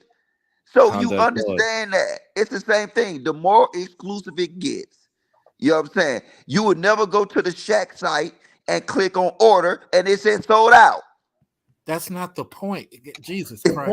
That's the point that he's Not only that, those Shaq Wait, shoes guys, are kid wait, shoes. hold on. Y'all missing the point. Either man is saying this. Shaq could sell his shoes for $1 and sell a million units and make $1 million, right? And he's also saying Jordan can sell his shoes for $200,000 per shoe, and he only sell 5 of them. And that's the same thing. That's what we're trying to tell y'all right now. Right. You guys not keeping up with the math. You're making these big arguments. So here's the point. Here's Raw B's point. We're talking about popularity as it relates to sales, not popularity as it relates to price point. We're not talking about that. So you guys are making this argument, and this is why I said to the brother Bracy talking about this stylization argument. Stylization has nothing to do with nothing. Okay, the same thing happens in music. If white and Asians are buying more than black people, who gives a fuck what black people approve of and don't approve of? Nobody. We drive the culture. What do you mean? No. You verbally drive the culture. No. But hip hop is the most mimic culture in the world. You go ahead, brother. You got a point. You go ahead with that argument. Wait, Mr. Research. Wait, are you saying nobody is going around listening to no goddamn K-pop? Hey, I just said K-pop. Don't be disrespectful.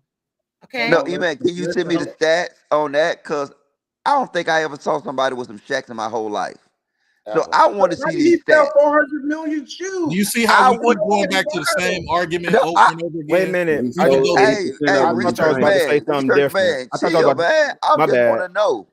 I just want to know where this come from. I could drop it in the chat, but it's proven that he sold 400 million shoes. But we got to be fair, and we got to let Lil Podcast get in here because we want to make sure that Lil Podcast get his chance. Lil Podcast, you there? I bet he got like 4 cash. I just want to hear one rap song say, "I just jumped over Shaq Man's." Oh, so that's what makes the shoe valuable or not? Like I said, Robbie, that's all they care about. So, how much money did those Shaq shoes? And that's number one. And number two, those Shaq shoes are little kid shoes. He said those are not even grown man shoes. Nigga, but you, Sharon, ain't gonna do it. I couldn't hear you. It's okay. No, it's okay, bitch ass nigga. Podcast. Either man. Honestly, the only thing I could say really about this is that mentally, and I can't prove it, I just seen I feel like most of them shoes probably wasn't sold here. Maybe they was, maybe they weren't. I know I could walk through Chicago and not see one black person with a pair of Shaqs on. That's a fact. Right? But I'm not gonna stunt like I haven't seen the little foreign refugee ass kids over here with Shaqs on. Because I have. I'm not gonna stunt. And down here in Kentucky, I do see that. But I'm actually starting to see more of them with Air Max on.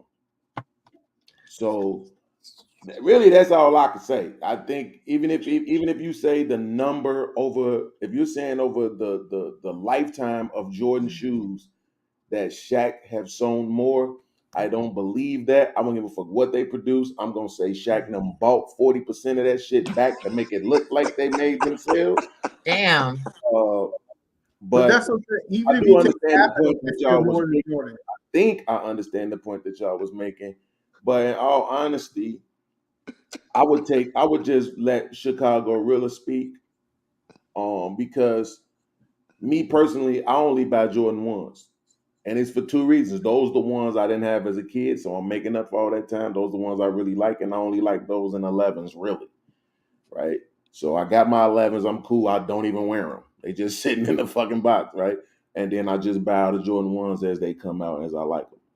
So I think if we argue the point that we see Shaqs on a basketball court, I think y'all have a good point. But the number one place that Shaq shoes are sold is inside the United States, inside of a Walmart. Exactly. So most of his shoes is actually sold inside of America. and bought by soccer So even moms by you saying when that kids don't right have there, a I think choice. you have to Soccer moms and acknowledge. niggas that stock shelves. Why does it Right, I was matter? just about to say, even by you saying that, right? Think about this. He started out, even though, and I don't know why y'all let Mr. Research like land on that lie that that Shaq started out in Payless, because we all know he didn't. He started with Reebok. That was his very first shoe. But think about that. He went from Reebok, then he went to Payless, then he went into Walmart. So you see what you see the trend there?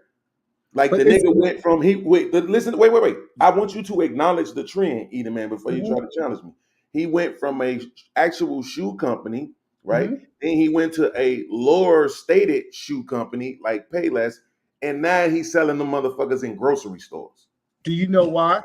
Walmart is not a grocery I would store. love to hear how he started off at Reebok and went to a Hold on, no, lower brand. I would don't love want to to get hear into that. But That's a fact. listen, no, but Give me do the you know business. why? It's not a Because he opinion. said so. Why should This we is not trust an what opinion. you That's what say he happened. did over what he Hold on. said he did? So let me tell you, do we know why he went to a lower brand? He could have Yes, stayed we with know why, Reebok. bro. Because he said somebody came to him about the shoes. They said they cost too much. He made the argument that he wasn't in charge of paying the shoes, so he went out and got with another company, something high international, and created another shoe that was more affordable for mothers to be able to afford for their children. Got it. Hey, But Eden see, Man, Eden The Man, same mother stopped buying them for their kids. Eden Man. Let me ask you a question, Eden Man. Eden Man, who's the president? Who's the president of Reebok basketball right now? Who's the president of Reebok basketball? I don't know. Kill O'Neal. Who cares? This is the thing. At the end of the day, Wait, y'all now are we like don't care that he's the president of Reebok basketball? Listen to what I'm saying. Listen to what Y'all I'm don't saying. care? Because y'all Hold on. up here, Hey, Rob, y'all just up give here me 1 second. cutting. Oh, Just 1 second, Rob, because I know where you're going. I'm just saying, the whole point of this live, and I'm gonna turn it over to Rob. Anytime a black man decides that he want to go into an ownership role, we start to frown upon it. Shaq went from being a part of a company to owning his own company, and we have a problem with that. Go ahead, Robbie. So how do you explain? so this is who's speaking? Because I don't think anybody else's name is Ruby except for mine. But here's the thing, right? Everybody buys Shaqs. Everybody buys Jordans. Y'all ninjas buy Adidas, Reeboks, with Skechers.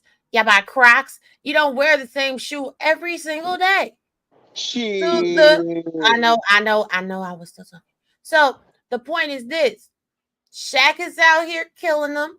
Even if y'all feel his shoe is low quality, great. He's got the sneakers for the low that you can burn through. The ones you need when you're mowing the lawn. The ones you need when you're doing little chores around the house or taking your kids here and there. Your Jordans, they're such classics, like those good old cars that you only take out for a spin when you want to stunt like your daddy. You know what I'm saying? Your Cadillac wheels spinning. So, like, what is the issue? Why y'all hating on Shaq? Let that man be great. He sold 400 million. Let him. He got all the units.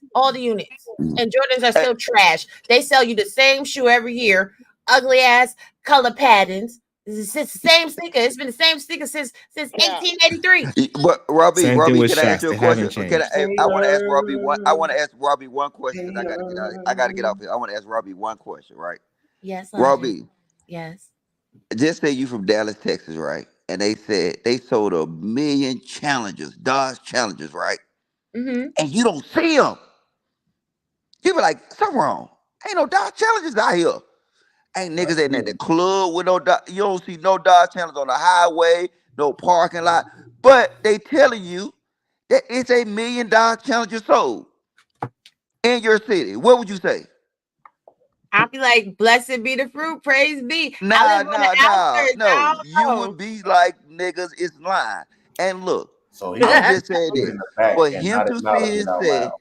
That he was what? wrong. Yeah, For I him put to the say, data in the back chat because everybody's capping, so I'm just waiting for them to finish. But you're not going I to finna acknowledge cap that it you because was I'm wrong, finna though, jump right? off so you can No, cap some I'm more. not I wrong go. because it's in the back You're chat. right. You're right. Well, hold on. Let You're right. He me had a finish shoe this before point. This is 1992. what this is what I find hard to believe, right? I don't see nobody in Shaqs, and you niggas don't either. I got $100 for a nigga who can pull a pair of Shaqs out right now. I was just about to ask the same thing.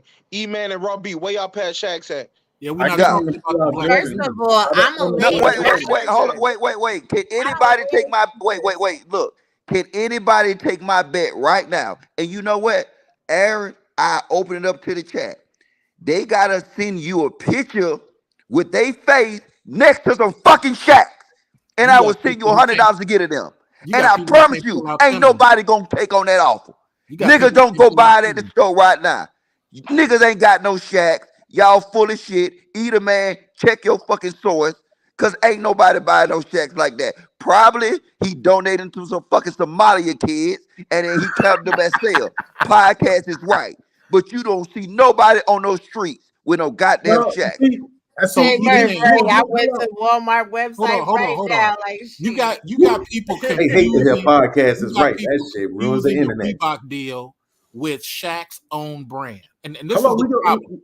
we This gonna is the get problem. there. Okay, see go ahead, what- Eater Man. I gotta respond to Mr. Logic.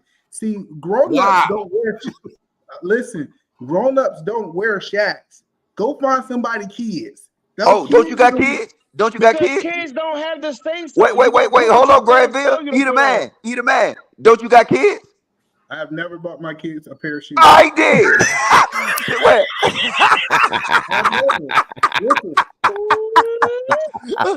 No, he did not say that. Look, eat a No, man. he I'm did gonna not. donate to the watch me, eat a man. All the way. Wait, eat a man. Hold on, let me say If this, you can Mr. show Logic. me. Oh, Hold go on, ahead, sir. Listen, Mr. Logic. My brother-in-law owns a shoe company. I don't buy my kids shoes. He provides the shoes for everybody except me. But you almost smiled when you said that. So right? here's the thing. In the back chat, So, but eat a man. Can you right now? Eat a man. Can you right now show me a pair of Nikes that your kids got?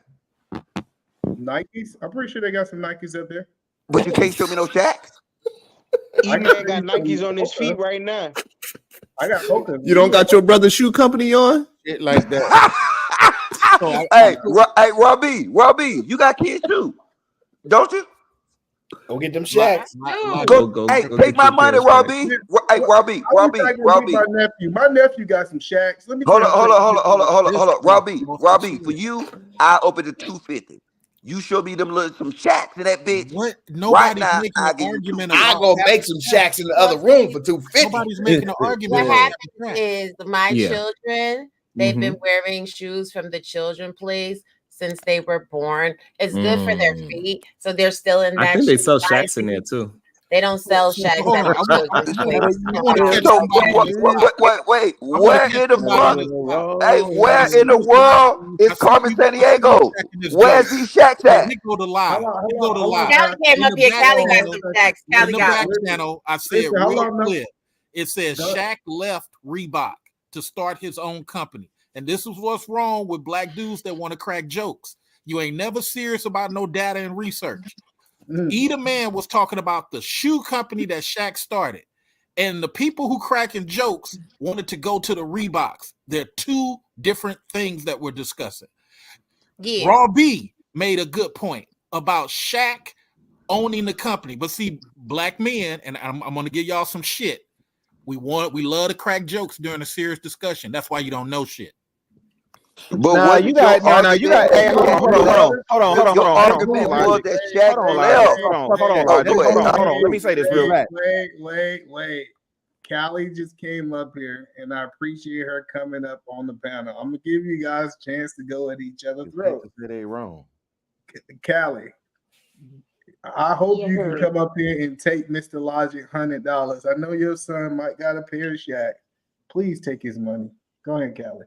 Take it. Y'all know I have 3 boys, 19, one will be 13 next month, and the other All right, is show us the 11. Shaq. That's all I want to hear. And if I ask them if they wanted a pair of Shacks, they will say, no, thank you. I go in my husband's closet, and they will go and get a pair of his Jordans. My 13-year-old wears my husband's Jordans from 15 years ago and styling and profiling on these little niggas at school. But Callie Bev, Ain't he said they only nobody last 2 checking for years. no Shacks. If they wore some Shacks to school, they would get flamed up. No, they won't. By whom? By the Asian kids? By the white kids? By the Hispanic kids? Who would flame them Black up? kids only. Man, y'all got to stop that, man. Stop that. Exactly. That's the nature. Well, that's the nature of the market. So can that black kid Capitalism. turn around and say, "Look Hold at on, all of my Let me say Asian this friends for in my Mr. school Research real that quick, has these shacks Ron. as well"? He said, Black "Look kids at don't us. say what are It's those. 50 Let of me us. say with this. Let me say shacks this. on." Let me say this for Mr. No. Research, just really quick, bro, because we are talking about two different things. You guys put Shaq when we were having a fashion and a culture conversation. You guys brought up Shaq and made the point. You're talking about. Listen, the Shaquille O'Neals are like a consumer staple good. They are not to be put in the same category as a Jordan or LeBron or a Kobe or a Yeezy. That's not the same conversation. So if we're gonna keep it a bean, because we're not off in what we saying. And the kids who make fun of kids who wear, and I guess Bracy, if you from the East Coast, y'all say skips. The people who make fun of people who wear skips, that's part of the market. That's part of the market. And regardless of what y'all think, we do dictate culture. We do influence the world when it comes to this fashion and this hip hop, this music, the whole vibe. The world want to be like us, and that does count for something.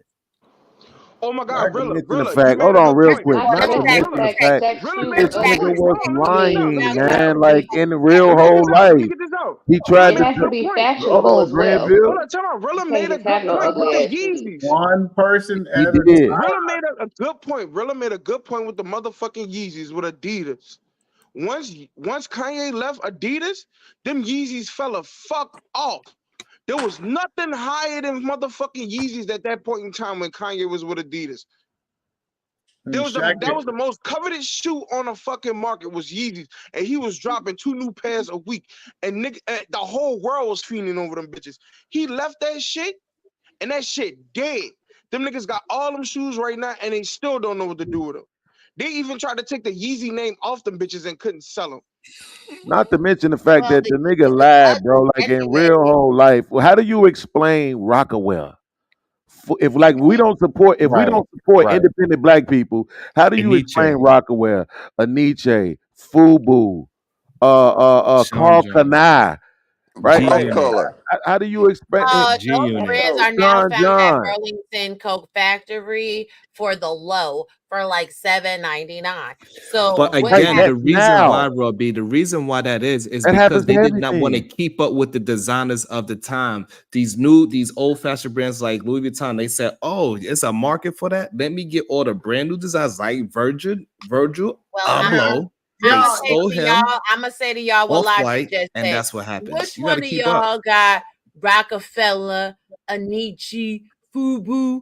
Which one of y'all got that in your closet right now? Which one of them got a brand new design? That ain't the point. The point. That's not the Robbie. Come on. That ain't the point he made. He said that people hate black men when they try to do independent things and start their own business. This is the point where niggas should be able to say, "Oh, you know what? I misspoke." It should be that fucking easy. No, I'm not. I haven't misspoke. Hold on, listen. Wait, but here's You the did. thing, You though. They made don't even one sell purchase. that stuff Don't in put Macy's yourself like that in anymore. Now, It used to hold be up in Macy's like a whole section just full of Sean John Rockaware, all that stuff. There used to be a whole section in Macy's, and you can't even find it in Macy's no more. Them niggas stop wearing their own clothes. What you mean? You want niggas to keep wearing it, and them niggas stop wearing their own clothes. Aaron, Fuck out of here. who pulled up these knockoff 11s? Who Listen, pulled up these Those knockoff ain't 11s? knockoff 11s. Those is them Shags, Man, big. look at that Them fucking Shags design of is that shoe. pumping. They Aaron, put your feet. am my eyes deceiving me, I Aaron? appreciate y'all guys. Why the Turn jump that shit man back look to the like that, side. though? Negroes, and I told y'all guys we ain't doing that over here. God, everybody want to argue and do all these different things. Dang. Be patient. I'm gonna let everybody back up. You ain't gotta go nowhere yet. But let me get Mandrell, because Mandrell know about these shacks. Listen, Mandrell, tell me what's the difference between these and Jordan. You know, the only thing difference is that logo, Mandrell. If you look at these shacks ain't ugly. These shacks would be a nice wearing shoe right there. You see that? If you put a Jordan logo, I bet you podcasts will have these shoes on. I bet you all of them will be winning. So Mandrell, is I'm off? Absolutely not. Here's the thing: black people don't support black businesses. Y'all cut this shit out. That's cap. They don't. They don't. Okay. Support, Wait. No, that's no, we're not doing that. No. Let You him think make he his lies, point. man. Aaron, Hey, let me- Aaron, no, Aaron, no, I'm not lying. Aaron, here's the thing. If you have a black-owned business, if you honestly want to make money, okay, you have to market to everybody and not just black people. Exactly. Because if you go into that niche, you paint yourself into a corner that you'll never get out of. Because now the rest of the ethnicities will not trust your gear. They'll think it's only for black people. Not that they have anything against it, but they tend to leave black shit alone and leave it just for us. But we don't buy it. No, now, black here's the people thing. buy You got something that unless they nonsense. like it. No, you got that nonsense Tell with me Kanye. something that black people like. Oh, I really, really like this black-owned product, but I don't buy it. How many white people of other ethnicities you saw wearing Champion FUBU or Sean John? Aaron, They Champion like was it. dead. They did not. Granville. Not many. Uh-oh. But then Uh-oh, Granville. Champion thing. was dead. Guys, Hold on. Champion was dead 6 years ago till niggas started rocking Hold on. Champion again. Granville, let Mandrell land his point. Yeah, So let me. Mandrell, It's a lie. he said that black people and Mandrell don't support black business. I do support black businesses. Y'all tripping. Listen, hold on. I want him to land his point before everybody dig into him. If a person is catering just to black people, do y'all believe that they can survive? Or Yeah, do now let me black finish. people- You can't. Hold on, let So me y'all get changing the the whole point. conversation though. That's That's not what the conversation that's was. another question. But here's the Brady, thing. they're not trying to have a serious conversation. Let me finish. I am having a serious conversation. Here's the thing. Now, the stuff that Kanye made was absolute shit. But nothing appealing about it at all. But people ran out and bought it because of popularity. It wasn't because of Kanye or Kanye, as I call him. Okay. But they ran out. And here's the thing: how FUBU got popular is the guy who had the people who made FUBU got LL Cool J and other popular artists to wear the stuff. They give it to them for free and have them, and they say, "Okay, we'll wear it around." They did, and the sales went through the roof because of popularity. You can't cater to. You have to make your product popular. That's how they make Period. all products popular. Here's the thing: popular. And if you get popular black people to wear it, then black people in general are going to wear it. Not because it's a black-owned company, but because they saw this black person wearing it or that black person wearing it. So, They're not Mandra, supporting black can I business. correct you about FUBU? Is that okay? Yeah, man. Hold on. Because I was in Queens. I was in Queens when he created FUBU, That's what and he he was said. actually. That's what he said. I'm coming to you, Sharon. I got you. So Yeah, he said that's how you scaled it. Because he was doing it right in Queens at the time, but he scaled it. I got you, Mandrell. Go ahead. We want Sharon to have a full thought before you respond. Go ahead, we want to Sharon. be able to hear you guys so we understand where the conversation's at. Go Get it, ahead, Bracy. Sharon. Yeah, no, man. Dre got PTSD, man. Listen, that ain't got shit to do with it, Logic. Okay. Listen. Go ahead, The guy said Andrew don't like black people. I love black people. Clearly. Y'all niggas just don't love me back. That's all right. Go fuck yourselves. Now, Bracy, make your point. So first of all, FUBU, it got popular because he was selling hats on the corner and he was selling out on hats, and he made enough money where he could go on to the next level. And then he got a loan from companies. So it got hot in the streets first. So it got hot in the black culture dominantly there. He catered to black people at first. The name of it, for God's sake, is called For Us, By Us. And the person that made it was a black person. So that is everything catered to the black community, and it's sold worldwide. So that nonsense of that a company could only cater to a worldwide to get sales is nonsense. You can't do that today. You can't replicate that today, Bracy. You can't do it today. It's not happening. No, Bracy got a valid point. But No, Cinderella, black people don't even like black people anymore. Wait, hold on. Bracy has a valid point, but Bracy's leaving out the point that at that time we was coming off of Black Pride. And so at that time, Black Pride was still a major thing where you could create something and then many people wanted to support it because they never had nothing like it. Or never. Okay, had. so I can give you a recent one if you like. You want me to give you a recent one? I can give you a recent one if you like. A recent one is Fenty Makeup. She made that for colored women specifically. Colored women, and guess what happened? It went worldwide. She made that specifically for black women, and it went worldwide. I even got a pair for. Then why is it worldwide? She made it specifically for black women. Well, because what I'm saying is I'm disproving your point that you can actually make. You just made it. Tommy Hill figure. What are you talking about? You can make a product that is solely made for Black people, and it can still sell worldwide. Okay, Brace, I'll tell you what I'll do. Give me 1 year. I'll do this. I'll take you up on that fucking challenge.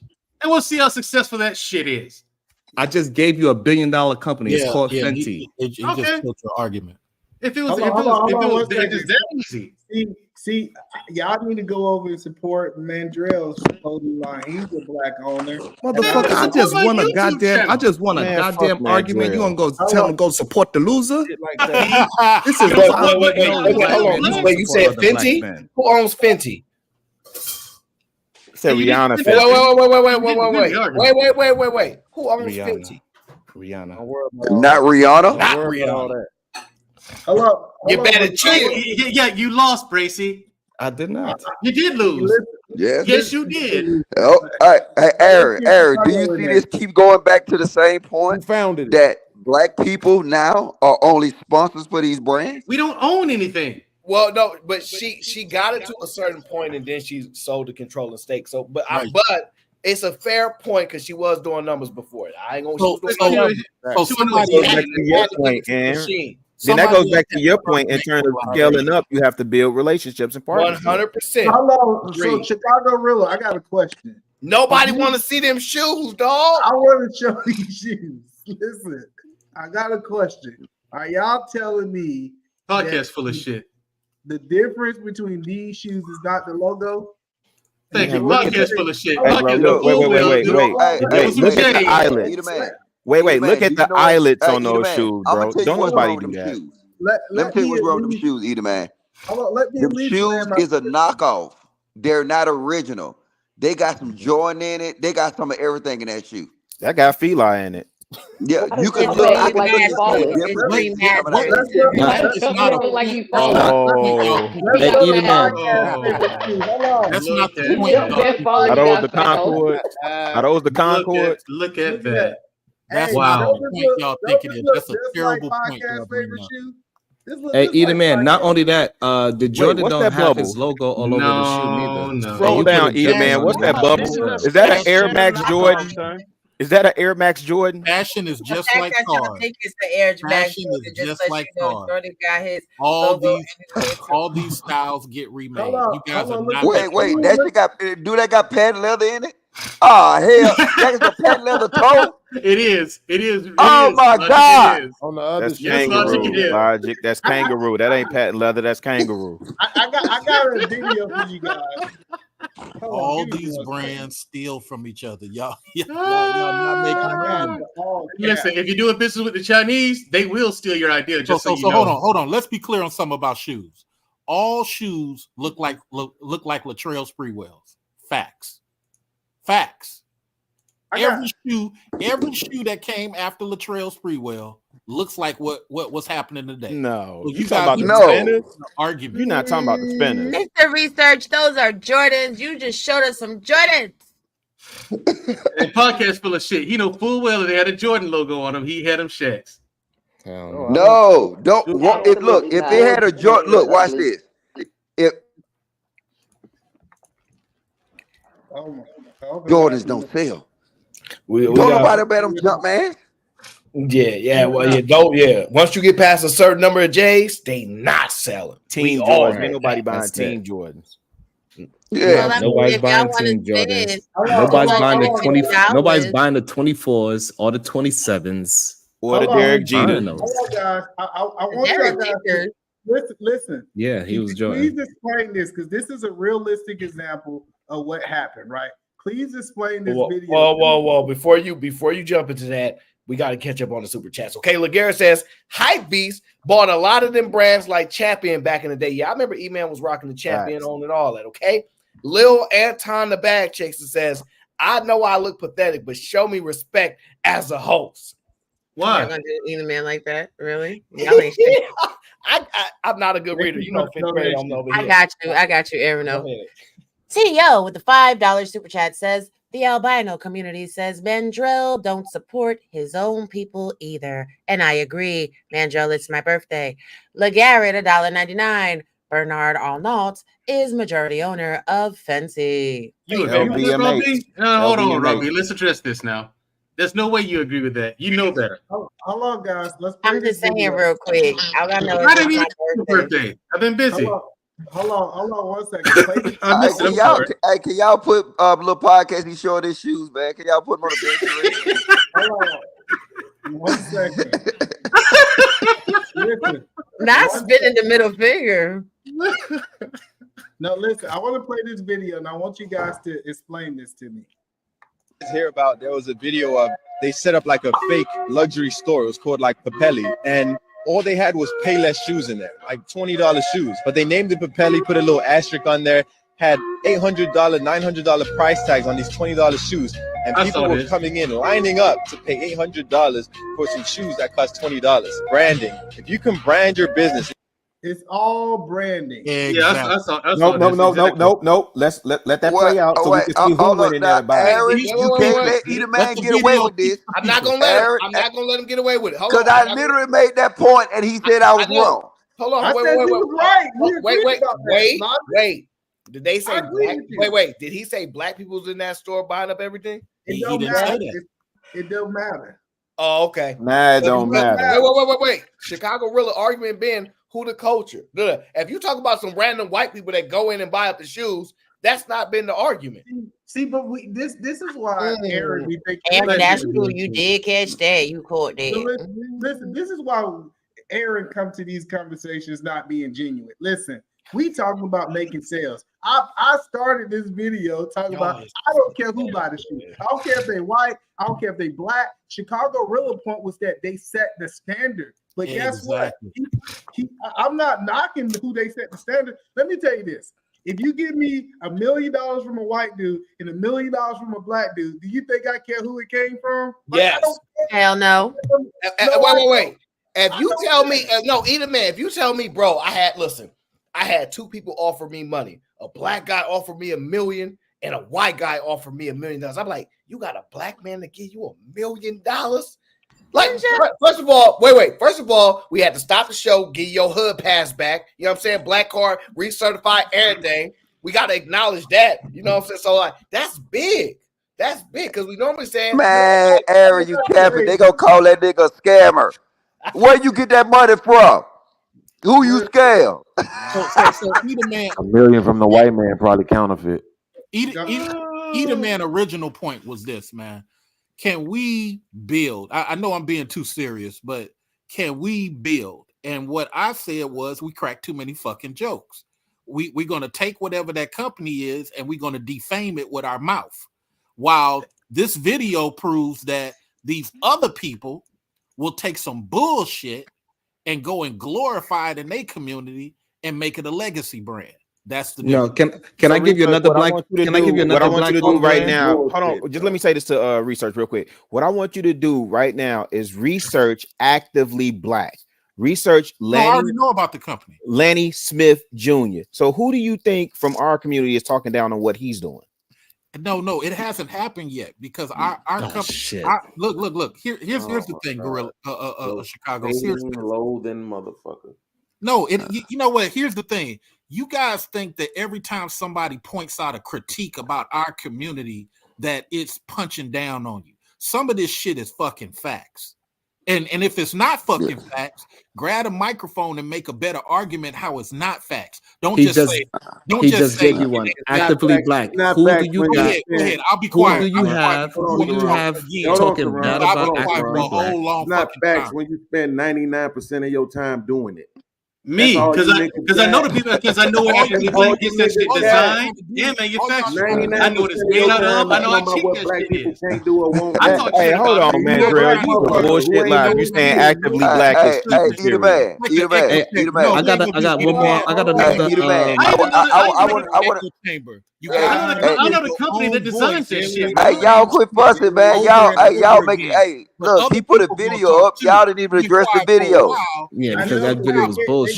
So, hey, Mr. Research, I got a question for you. I got a question for you, Mr. Research. Have you ever heard of a company called? Nope. No question. since Logic is the only person who's gonna act like he got some sense and dress my video, y'all gonna respect me over here. This is how you demand the respect, Logic. I'm just playing. Tell me, Logic, what was wrong about that video that I put up. Mr. Logic? Yeah. Can you hear me? Yeah, I can hear you now. Can we address the video? Because I know everybody. Oh, that's what I thought they was gonna do. The video. Look, the video. What you're saying. That's my point. That we was discussing earlier, and it's right. But it's a mixture because it's environment, it's labels, but at some point the product will have to stand the test of time. So like if them Payless shoes, just say they put them Payless shoes in that designer store, right? Like, you know what I'm saying? Black people like nice environments. You know what I'm saying? We consider anything that's foreign quality. You know what I'm saying? That's a problem we got. That's why Christian Louboutin, Alexander McQueen, all these foreign brands, you know what I'm saying, is the top sellers nowadays. It's not Shaq's. But in that case of that video you put there, right? Yes, they probably would, if it looked good enough, it probably would have got me too. But you know what happened? Imagine what the black people will do when them shoes start falling apart within the first 2 days. So, but that's what I'm saying. Just because they're from Payless doesn't mean that they fall apart. Please, I'm trying to move this conversation forward. Y'all guys try to argue y'all old points based off that video, because Mr. Chicago Rilla said that you can fool white people, not black people. I'm obviously paraphrasing. Do you believe that branding matter more than the actual quality of the product? Brandon is the reason we in this position now, because we get most of our fashion sense from these so-called celebrities. They wear it, and then we wear it. Future, hey, blame Future. He started the foreign shit. Before niggas weren't talking about fucking no white girls, weren't talking about no foreign cars. Niggas was riding box Chevys and shit. All you broke niggas know that. They come out with something foreign, they sell the idea, we eat it up. And then it's the same thing when we're dealing with fashion and shoes. So, Mr. Either Man, I was talking about the video before they cut me off. I know, but we was arguing, and what I'm really trying to do. They was just trying to interrupt so that nobody else could I got speak. it, but Mr. Research, let me say this. I get that this is normal behavior in this space, but we actually want to have a conversation that we can be able to go back and review later. That's why I'm trying not to get the argument where people actually have their time to speak. Go ahead, Mr. Research. So here's the thing. So sometimes when I come on these things, I just try to be quiet and listen to other people. Some people saying the same thing 7 times over. That's not a discussion. That's a narrative. So here's the thing. And you know, we all right to do it. But about the video, what I was saying was that community is going to take that $20 product and they're going to go to their constituents and they're going to prop it up as the next big thing. They're not going to initially tease it and make fun of it. Our community, unfortunately, we got to be honest and stop living in this fantasy that we're not doing that. We do that a lot. And that's why many of our companies don't grow. I've been saying that for the past hour and a half. Our mouth destroys a lot of our companies, and nobody has been able to show that, which is why you brought up the Shaq shoes argument, which half of the panel deflected to. And even though we proved that he did have his own shoe after the darn Reebok thing. Wait. So is your argument that other groups buy their own product and that's why they stay in business and sell exclusively to their group only? No, my argument is that they don't use their mouth to self-sabotage things that they create at the percentage level we do. That's a lie. So, That's not a lie. Hey, can somebody name me a white shoe brand? Never get to speak. See, right. This is American issue. What's the white shoe brand? Steve Madden, for example. Right? People, those white folks that they were like, what you wearing? Steve Madden's? Get the fuck out of here. No. They will. That's not even a comparison. Skechers. New Balance. Let's do New Balances. Let's do New Balance. Wow. But the problem is y'all not. No, the only way to prove this is to limit it to one group buying their own groups exclusively. Because if your argument is the reason that black companies don't survive is because they can't sell to other people. Because if your argument is, hey, we should be enough for our own group to sustain, they're not doing that for they're selling to everybody beyond their own group. So you have to do the same thing. We got to do the same thing. You have to give that evidence for it to make sense. We have to do the same thing. That's all I'm saying. He's right though. That's not an American thing. Like if you use the Asian version, Asians buy Asian cars, they buy Asian TVs, they buy Asian everything. But in America, they don't buy. Look, it's the same thing. The white people got the same problem we got. Yep. No, that's just the reason that's a bad argument because America do buy American. Y'all saying that we don't buy American? Okay. So if you're a rich person in America, is you ride Mercedes Benz, BMWs, Audis, or is you riding Ford? I think if you're a rich person, you have a Ford 150. Yeah, no, you don't. Not rich people. Wait. So wait a minute. So this is what you're saying, Edie Man. Wait. Hold on, Edie Man. So what you're saying is, don't buy 150. You want to have good conversations and good faith where we don't argue, but you want to say shit that you know is untrue. So first of all, not for nothing, I know several rich people that drive Fords. F1. They're everyday car. No, you live in the country. You live in the country. Y'all both doing it bad. No, y'all been you and Raw B on your birthday. I can't believe you. Bad faith. We all know. Watch Dave Ramsey's show. He'll say which car is the car of choice. Which one will he say? It's not about car choice. Come on, because you know logic is right. So hold on. You arguing that rich people just get rid of their American-made cars and go get foreign cars? That's your argument? No, let's be honest. A lot of cars are not made in America anymore, so there's that. But I know for well, they're not American brands, Robbie. Wait. I know for a fact that Logic is right. I know Logic right because I'm poor as hell and I drive a Chevy. Okay, but Robbie, wait, hold on. Robbie, crazy. You fuck around and get a big YouTube check. The first thing you're gonna do is get you a motherfucking Porsche. No, I'm not. G-Wagon. Okay. Maserati. But guess what? If it's not, but see, this is the issue that we still having in this conversation. Is America just don't have products no more. America, like I said, you can go. I can use the South Korea example because South Korea has a car they make. They have TVs they make. You go to South Korea, you won't see Sony. Guess what you're going to see? Samsung. But once you're going to see Kias, you're going to see Hyundai. So, like, if we take America destroyed itself with its policies to make it to where we don't sit up here and have that. But you're not talking about policies. That's not what we're talking about. But it still doesn't take away from the argument that we saying that it's no black brand. No, let's keep it a bean. It's no American brands.